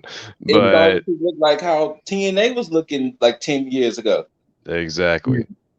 Like these aren't rejects, mind you. Like these are all people that are very much valid and proven in their careers with WWE. These are great. These are good acquisitions. Yeah. However, too much of a good thing ends up being bad for you. Absolutely. Yeah. So I agree. I can only see that they can maybe pick up a few more before they need to like put a cap on that for a while. I agree. And Cody said it best. He had said a long time ago that he wasn't trying to, bring every ex-WWE guy over. And I hope that he stays true to that. Now, I'm okay with them bringing guys over, but in a backstage capacity where they're working backstage to help build the company from that aspect because of the experience they have. But to bring them in and do shit like what Sting is doing, I'm okay with Miro. That's let's get that out the way. because he deserves. But with the situation with Sting, even Billy Gunn to an extent. Now, granted, Billy Gunn has calmed down with the whole Gun Club stuff and like being in ring, as far as like on a Dynamite perspective. So yeah. But you got guys that are actually working backstage. Arn is on stage and Tully's on stage. As far as like in front of the camera, but they're doing it from a mentorship perspective. Tully's wrestling next week. I'm okay with that because it feeds the story with the whole Marvel. Yes. Because it's like, okay, cool. But you got guys like Jerry Lynn who is backstage. You have who else backstage with? I mean, I know Christopher Daniels is transitioning more to a backstage role rather than an in-ring, but you know. And I think same thing with Chris Malenko. D Malenko, there we go. There we go. Big Swole. But guys like Chris Jericho, he's he's serving his purpose, but we already know that he's going to transition, to either backstage or commentary, wherever. But, he's just building the foundation of what he had started with. So again, I'm still okay with that. But yeah, I'd rather these guys that they're bringing over are beneficial for backstage and not just guys they're trying to resurrect stardom with where WWE had felt them. Unless you want to bring over Cesaro, because Cesaro deserves to go to New Japan. He needs to go to Japan. Oh my God! Holy crap! Yes. Can I please see Cesaro in New Japan? He'd be cool in AEW, but I think Cesaro would be way more beneficial in New Japan because they would utilize him way better. And you put him in Kingdom too. Ooh. Fantasy booking, everybody. But I think I think he re-signed anyway, so it doesn't matter. It does not. But damn it, sir. But on AEW, we opened up the show with a match I was surprised was happening. Didn't really care for it happening, but it was what it was. Moxley versus the Hollywood hunk, Ryan Nemeth. And they're doing a small push with Ryan Nemeth because he slowly he gives me these damn WCW vibes with this Hollywood hunk gimmick.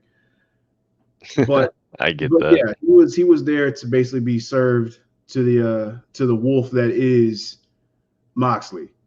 Moxley made quick work of him, and then Moxley went on to do what he does best, and that was cut a nice ass promo leading in to what is going to be a convincing exploding barbed wire death match. He convinced me with this damn promo. He convinced me to the point where I'm like, you know what? I'm ready to see this shit. I want it. Well, as it could be. Y'all mind recapping it for me? Basically, Mox went through the ring, and the way that he made this promo almost made it seem like it was like his swan song. In a sense, because he talked about, because when he went through, he's like, this is what I love to do. This is like, I live for this. I breathe this blood, sweat, and tears. And it honestly gave me flashbacks to that promo Eddie Guerrero cut to Brock Lesnar. Talking about it's an addiction. Yeah. And in the end of it, he was like, if this is going to be the end of it, then I'm going to go out, basically. And he just the emotion that he had within that promo. But I mean, it's Mox. It's fucking Mox. Again, everybody knows that Scoot hates Mox's in ring, but he's down with the fucking promos. This is another reason why. And again, but you know what's crazy though? More and more, I'm starting to see people on the internet with that same take. What, his promos and not liking his in-ring? Mm-hmm. Off his promos alone, though, I have no idea why Vince said thought it would be a good idea to let him go anywhere. Yeah.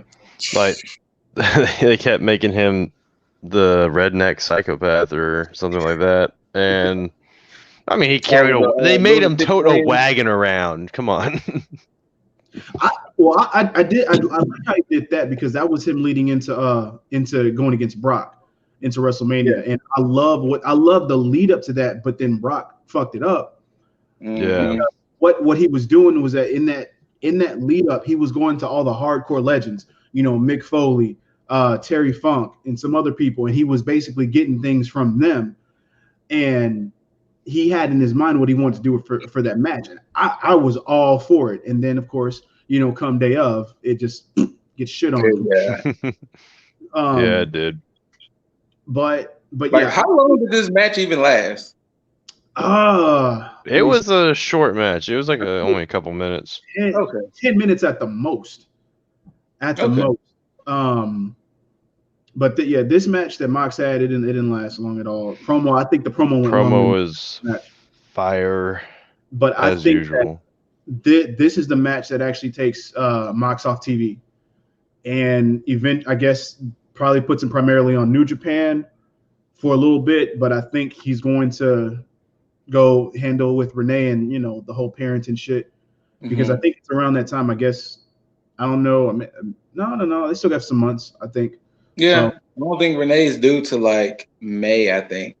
Okay, so yeah, so that gives him plenty of time. This will take him off TV, off of AEW, I think, and I think he goes to Japan and continues to fuel that shit, and then from there. I know. I think he's supposed to have a blood sport match. I think in March. I think.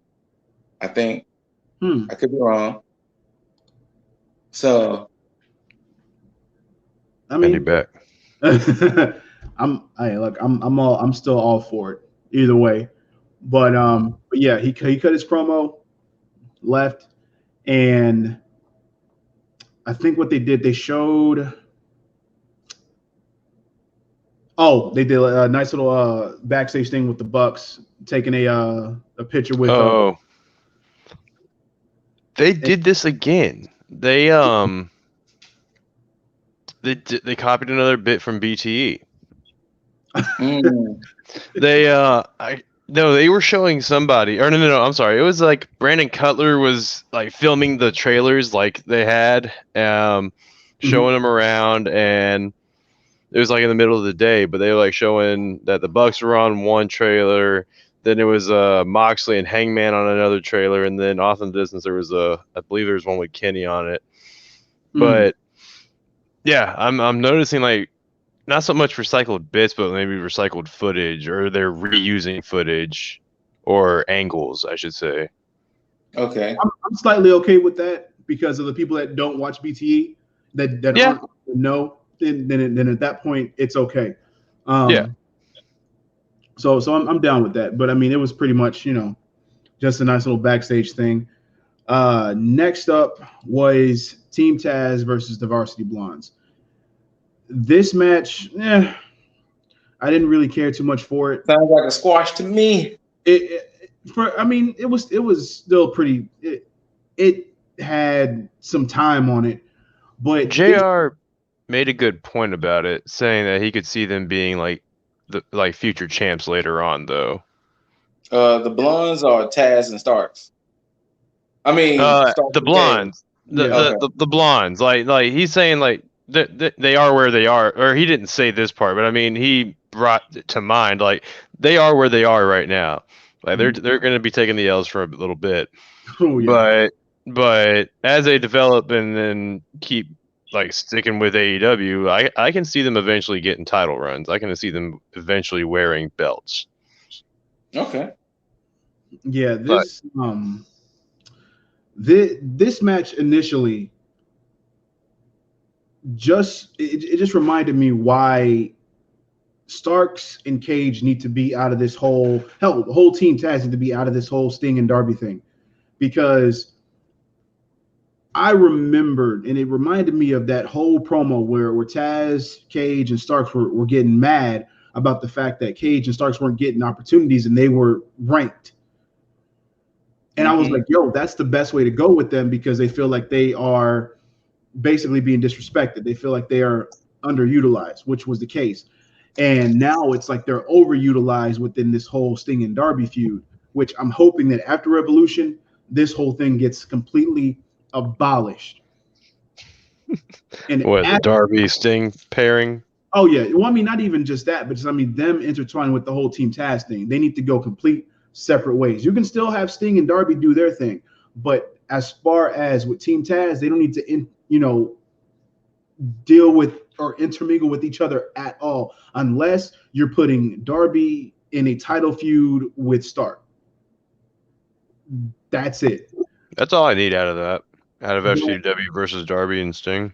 Now, I will say this. The end segment of this match where Sting came out and Darby made his return, Sting looked good. Sting looked like he could go in a match for a little bit of time. So, but this is the thing, though. Did we have issues of the fact that Sting can go, or did we have issues of the fact that we don't know what his role is? That's true. Well, yeah, and you're right. There was no doubt that he could go. I just like the way that he looked in this, especially compared to last week where he kind of just took that power bomb, and I was like, I don't know, but it reaffirmed that okay, he's fine. He can go. He can take a couple. Did he get his sting chops in? His little chops. He got a stinger splash in. Oh, okay. And the Scorpion Death Drop. Yeah, Scorpion Death Drop. Okay, stay. Yeah, so that was cool. Okay, Loki. That's a happy bark. He was like, yeah, man. I know it was badass. Like that was cool to see for once. But yeah, Sting and Darby stood on top at the end of the segment, and they rode off into the snowy sunset on their end. But yeah, so I slightly look forward to this match, mainly for it to be over at Revolution. I did appreciate that vignette though. Oh, with Darby? Yeah, Darby's vignette. Like they played on the Darby getting dragged. Yeah, like it started with Sting driving like a Charger or something, dragging a body bag. And then at the end of it, it's Darby unzipping himself out of it, and he's like got this smile on his face, like he enjoys the stuff. Yeah. And when Sting came out, Sting had a body bag that he was dragging, and I was like, "Yo, oh, he's got Darby in the body bag," and he had Hook in the body bag. Oh shit! And this is while Taz was on commentary too. So Taz was like, "What the fuck?" Oh shit! But the thing that blew me away the most is that Darby got a WrestleMania moment out of it all. Yes, and I was surprised he did this on TV. Right. He basically got a chance to do the Shawn Michaels rafter. Oh, okay. Yeah. Yeah, he ziplined in from the rafters and like attacked Cage and Starks with his skateboard. Yeah. And then they cut the camera off him so he could like unhook himself. Yeah. And that's why I was like, okay, well, this segment out of all of them that's been going on, this is probably the best one that I was appreciative of, that I can actually stomach, because it was good for the one time they have a good segment, I don't see it. Some bitch. It's all good, man. It's at least they did something right leading into Revolution.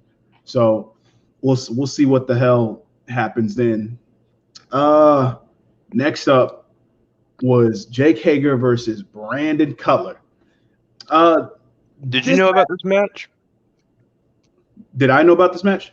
Well, like going into watching AEW, like were you aware of the match? No, something happened on BT. Mm-hmm. Oh, what happened? Hold on. You know what? Let me get this camera back up real quick. But so on BTE, like Cutler's addressing like all the crap that's going on with Inner Circle. Mm-hmm. And so he's like, man, like, and you know, Cutler actually got involved in the week before. Yeah. So he's like, I want to get back at these guys. Like, I want to do something. Like, put me in a match. And he's talking to the Bucks like this. And Cutler's like, he's 2-contract Cutler and everything. You know, he does the camera work for BT, and he does and he's actually a wrestler now. True. So they're like, all right, man, you really want a piece of this? They're like, all right, well, in the Bucks, and I felt like this is like a dick move on their part, but they're like, all right, we'll put you in a match. How about we put you in a match with Hager? And Cutler, like, no, he didn't even like, it didn't even faze him. There's no look of shock or anything. He's like, yeah, I'll do that. And I was like, Cutler, no, like. I was like, this isn't gonna end well, man. And like, it's not. Feed them to the wolves, man. Cutler has like one of the best in like I love his entrance. I love like the way he comes out. He rolls a D20. Like he really digs into his Dungeons and Dragons background on that. I love it, and I hate that it's just on Dark. But he's doing well on Dark, so I can't hate it too much. Yeah. But yeah. Yeah, but long story short, Hager definitely beat Cutler. And then as soon as that bell rings, the rest of the inner circle, that just being like Santana, Ortiz, and Wardlow, show up and get to stomping on Cutler. Then the Bucks come out and try to save the day. Mm-hmm. And as they're in the middle of fighting, eventually the rest of the inner circle clear out. But then you turn your head to the Jumbotron, and it's Jericho and MJF saying, "Hey, look what we got." And it's a bloodied Papa Buck. Bloody Papa Buck. That they just start putting more work on and like throwing them at the trailer with the Bucks faces on it. Yeah, the one that actually we're taking a picture in front of earlier in the show, which I do like that. A nice little that was a nice touch to that. And yeah, it was funny because every time they slammed him into the trailer, it's like it seemed he just produced more blood. But I like how they actually made it look, rather than just having that same traditional ass, hey, you're from the hairline, just nice little crimson mask, i.e. JR. But they had it to where it actually looked legit. So I was like, all right, cool. I like that. Like drip down only like one side of the face or something. Yeah, it was nice. And, nice little touch. Bucks ran out, went to chase them down, checked on Papa Buck, and then Matt ran after MJF and Jericho. And yeah, right. And then you had I went to commercial. Yeah, went to commercial, and you had the Bucks and Good Brothers helping the paramedics get Papa Buck into the ambulance, and then they rode off into the night sky. Well, no, Matt didn't ride off with him. Matt stayed. But because nothing else came from that. Talking about a good build up for like some heat for this Revolution match. It's gonna be nice. I'm still thinking, because I'm still thinking that MJF and Jericho take these titles. I don't want them to, but it's a good possibility. I see them taking it, and I still kind of believe that what I think is going to happen with MJF screwing over Jericho to get the titles on Proud and Powerful. And I think what's probably going to happen is that the Bucks probably take the titles off Proud and Powerful. And then we get into Bucks and FTR. Two. I don't know. Maybe. Part two. I don't know, man. We got to see if FTR can beat Jurassic Express first. Oh, that's not gonna. Yeah, that's definitely gonna do that shit. Excuse me, not Bucks, but FTR. Yeah. Yeah. But yeah, definitely Hager went over. But I don't think.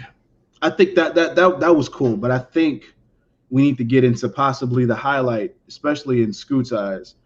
And that was when Hangman went against Isaiah Cassidy, accompanied to the ring by Big Money Matt Hardy. The legend himself.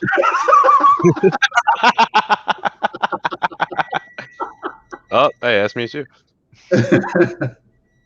Oh.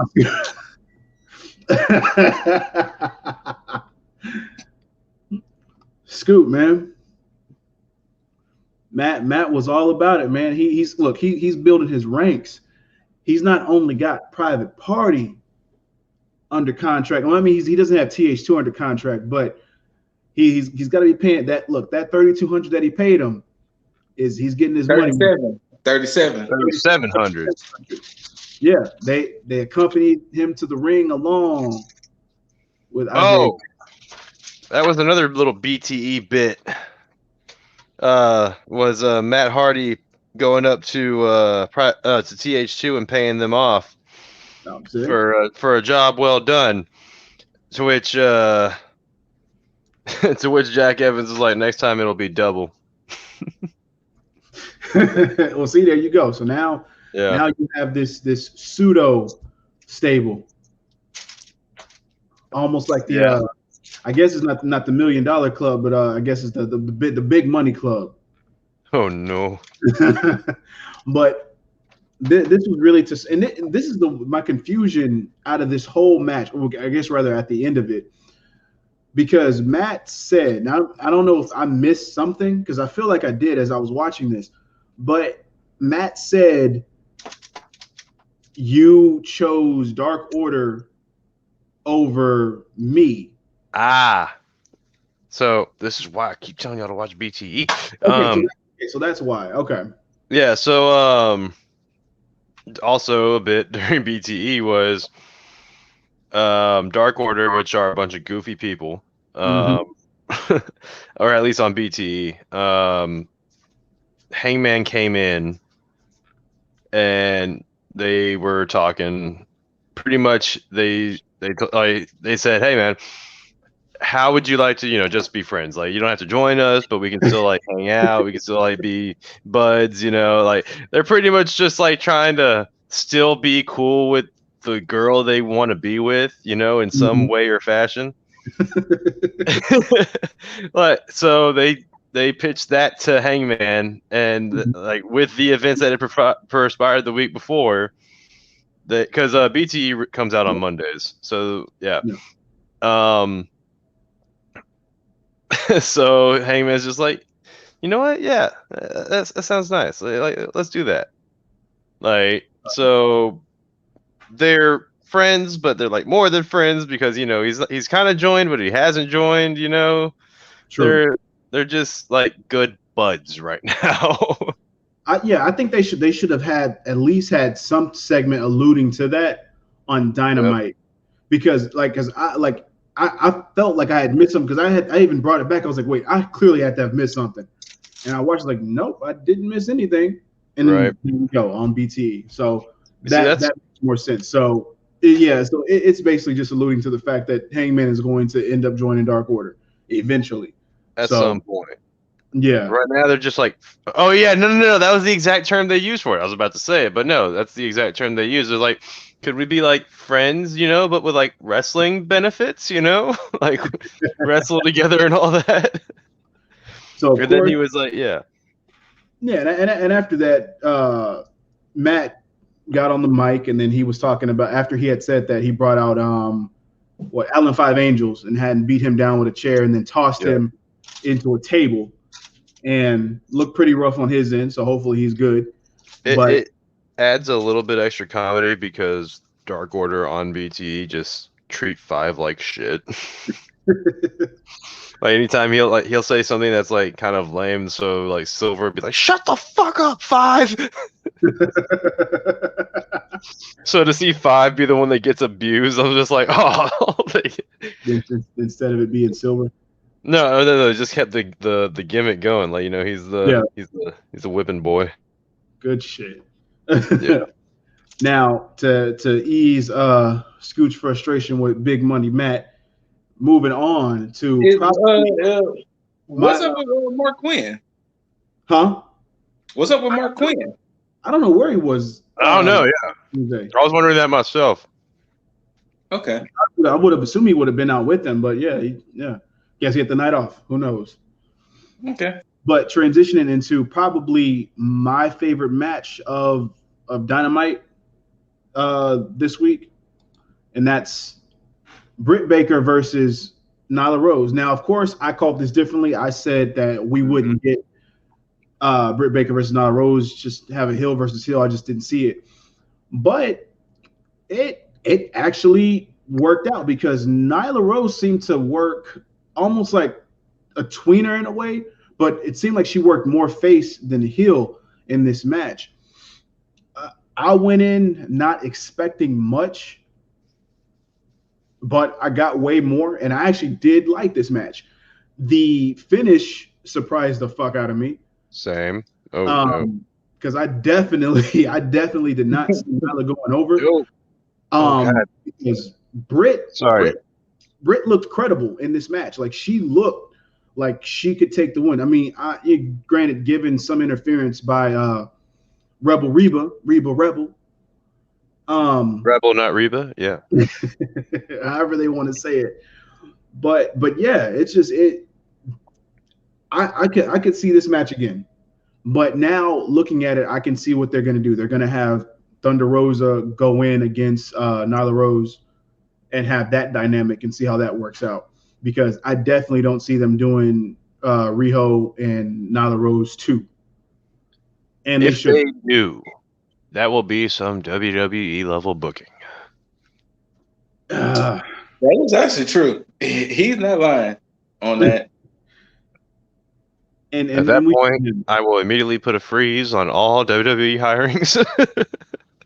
but I don't know. I think what's probably going to happen is we probably get Thunder Rosa taking the whole thing, beating Shida for the title, and then I guess potentially having another round with Britt Baker.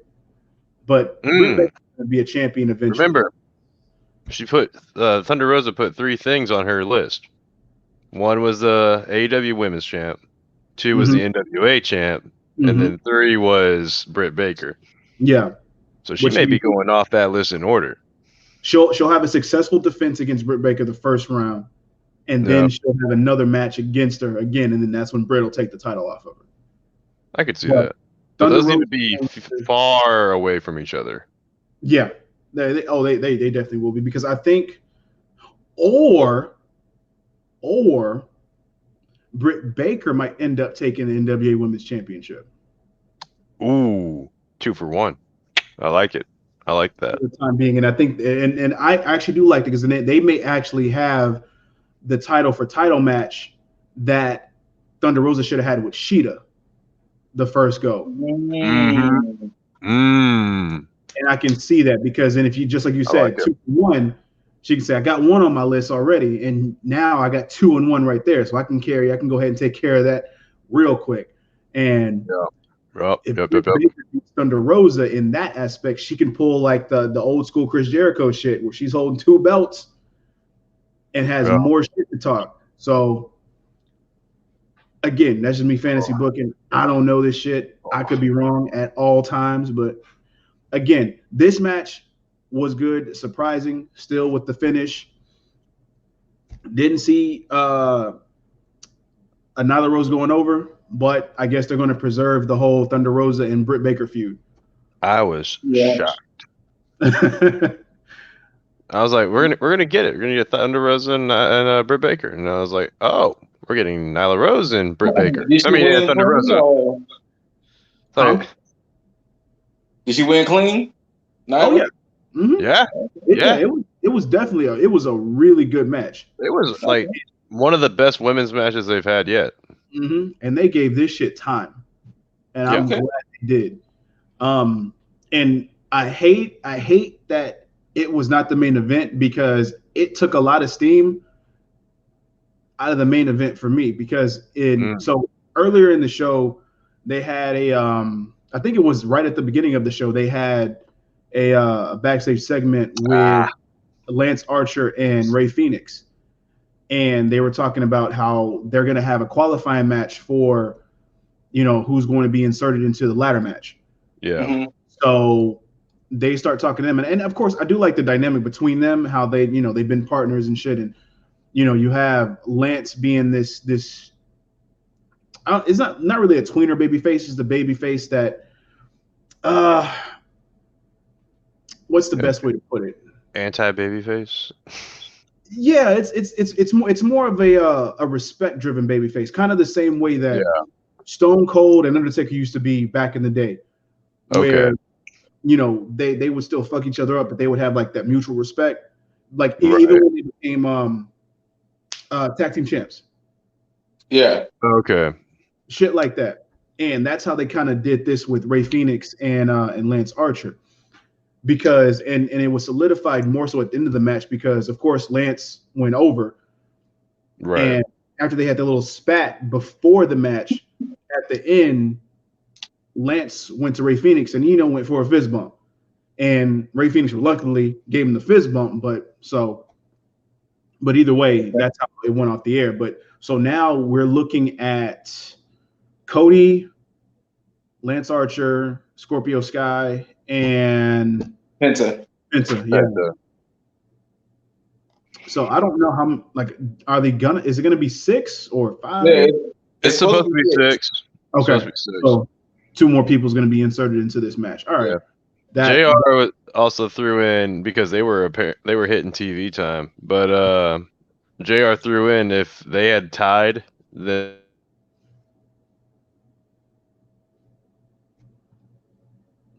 you froze in suspense. Yeah, you froze. Like you look like you are lost in thought. Now we'll never know. We'll never know. My God. That was amazing. How Jaeger, how dare you? That was utterly amazing. How dare you leave us in suspense like that? How dare you? I have no idea. AT&T wants to play fuck games. Oh my God. What was the last part y'all heard? You said JR said. Oh, JR had said. JR had said if they ended up in TV time draw, it would have gone from 6 down to 5 competitors. Oh, really? Yeah. Like they would have both been eliminated out, and they would have had 5 competitors instead of the 6. Oh, so they wouldn't have put the WWE shit where it's like, okay, well, y'all go to a draw, y'all both are in, fine. They was like, no. It's like, no, y'all are both out. Neither one of you won. Huh. Okay. I like that. But yeah, that was who's our speculation on the rest, or do we know who the other competitors are set to be or possibly be?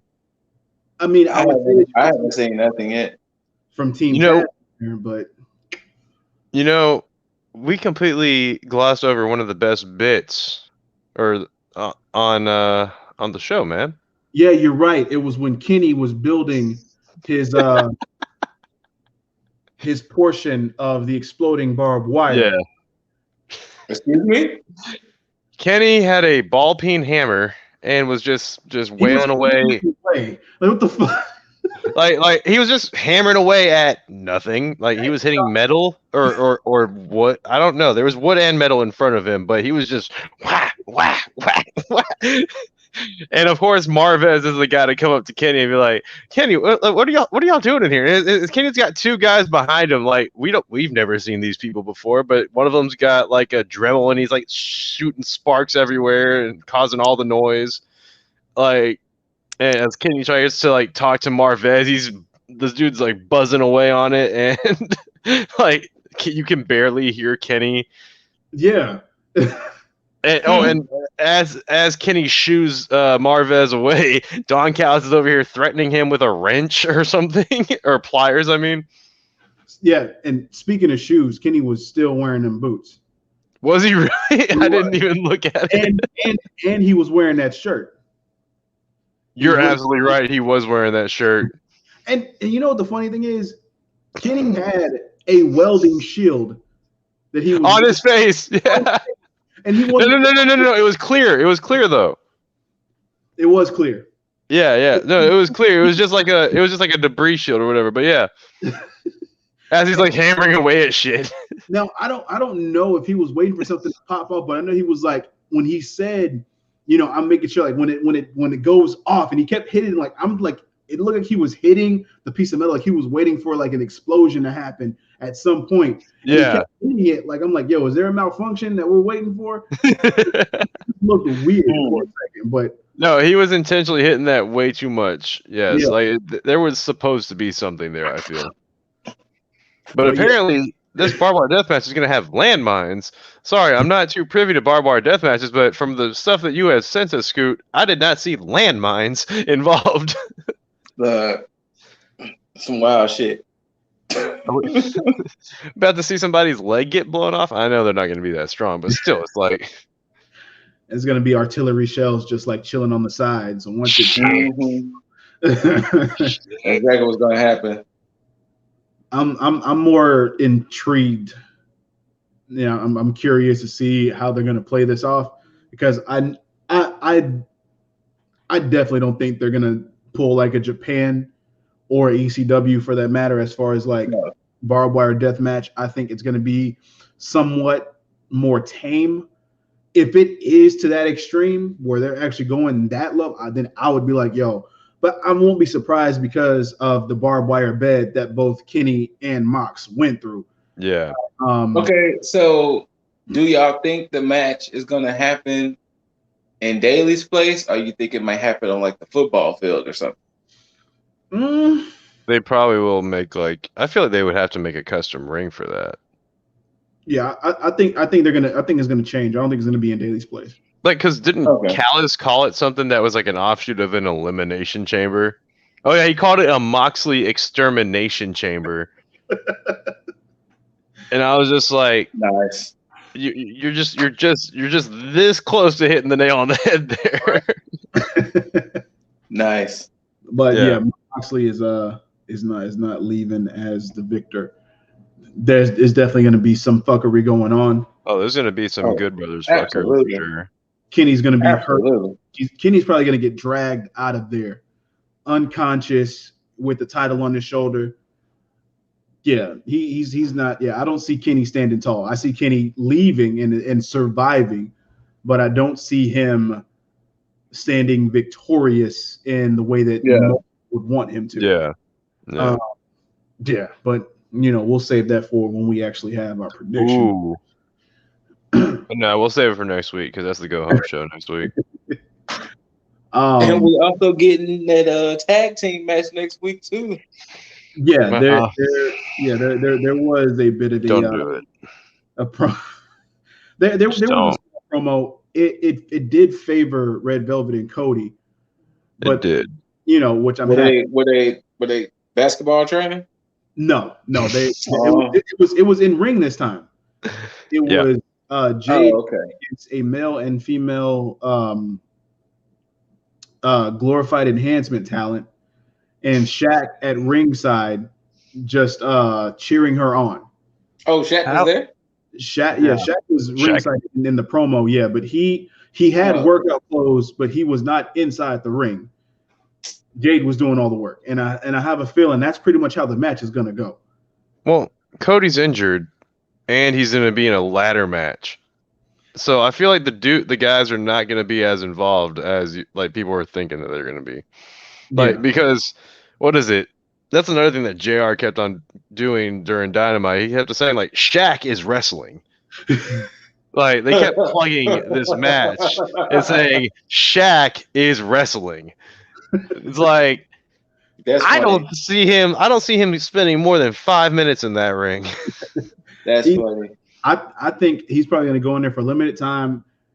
He's going to take Cody out, and they're just going to leave basically Jade and Red Velvet. Red Velvet just basically handling the match. You may get a minor tag here and there from Cody and Shaq just to save face to show, oh yeah, it's a mixed tag match, and then go from there. But I think it may come down to the finish. I think Shaq and Cody may play into the finish, but I see. No, you know what? No, I see Jade getting the pin on Red Velvet.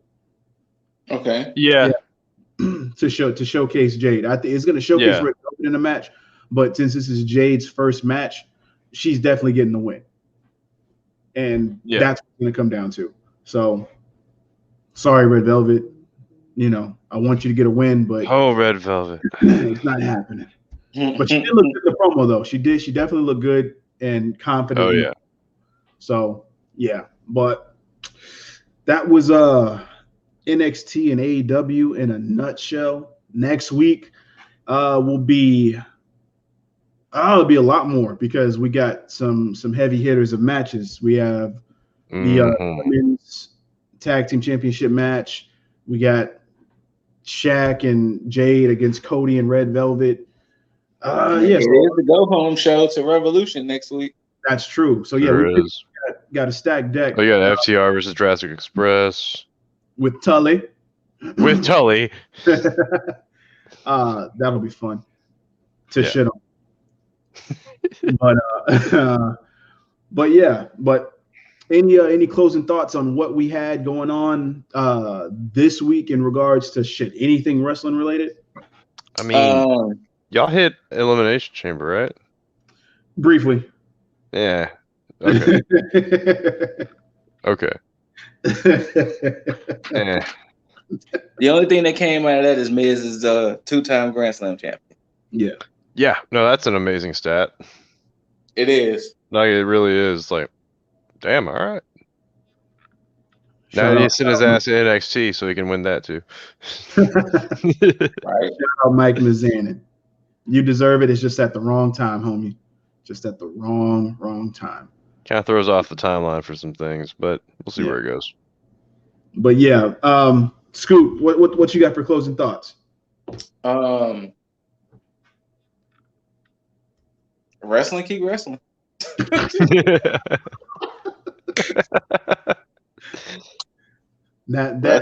wrestling.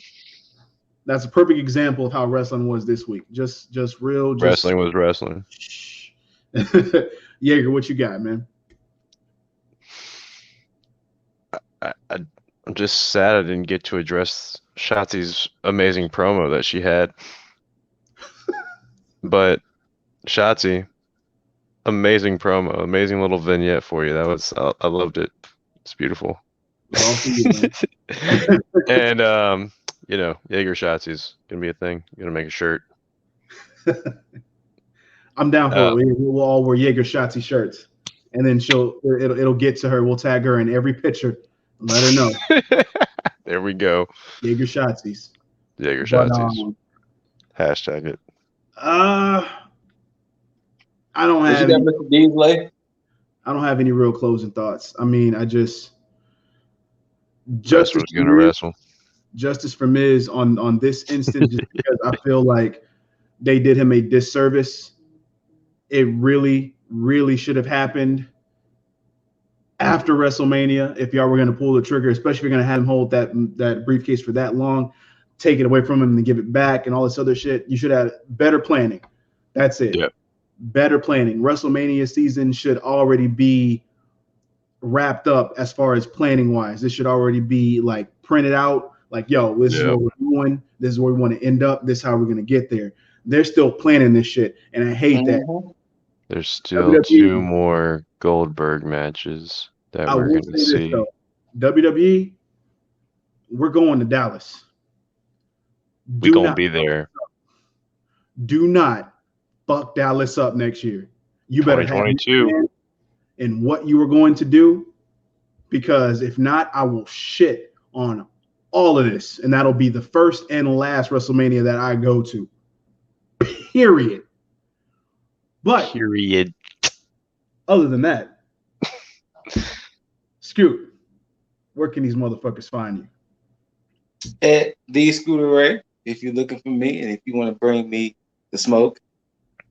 You know what? Last time I took my hatred, I guess you could say, for Chaos Project. This week, I think I'm a director to Matt Hardy. Come on, man. Why you gotta hate on the best manager ever to exist? I mean, you know what? You can find all my links at the bottom. Just find all the links. No, but at the Scooter Ray, IG, Twitch. But of course, it's about the ninjas, Less Than Stealthy Ninjas, IG, Twitch, YouTube, Twitter. We stream Fridays, Saturday nights. But yep, that's where you can find me and bring all the smoke my way. All of it. Scoot wants all the mother of it. Smoke. I'm greedy. And somebody else is greedy, but just for Shotzi, and that's Jaeger. So Jaeger, let Shotzi know where she can find you. Shotzi, I know you be gaming.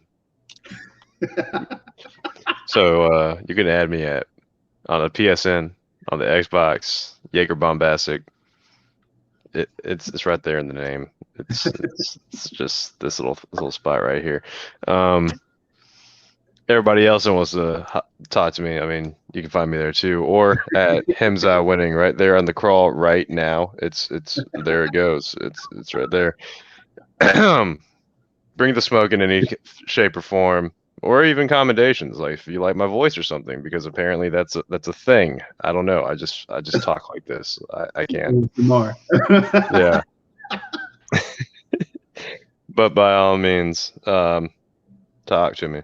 See what's up. And of course, in the words of old buddy in Goofy movie, what he's trying to say, Yo, Shotzi, talk to me, talk to me, talk to me, baby. That's what he's trying to say. With Leaning Tower of Cheetah in hand. There you go, because everybody loves cheese. So, of course, you can always find your boy Lip D's Lay, IG, Twitter, Twitch, etc., etc. You need the positivity in your life, Lifestyle One Up at IG, Twitter, TikTok, and all your other listening platforms, podcast related. So, hey, always, to the world out there. What happened? I promise y'all, if y'all get us to like an insane amount of views one day, I'm gonna get that man. Well, I'm gonna get that man right here to do a TikTok dance. Right here. That's not gonna happen. I'm gonna get that man to do a TikTok dance. Like let one of our videos get like 1,000 or something. Get him to a TikTok dance. You know what? We get like 1,000, and we're gonna make him do a silhouette dance. Oh, silhouette TikTok. Hell no. It's gonna happen. Hell no. No. And with that, until next time. Talking about put your head on my show.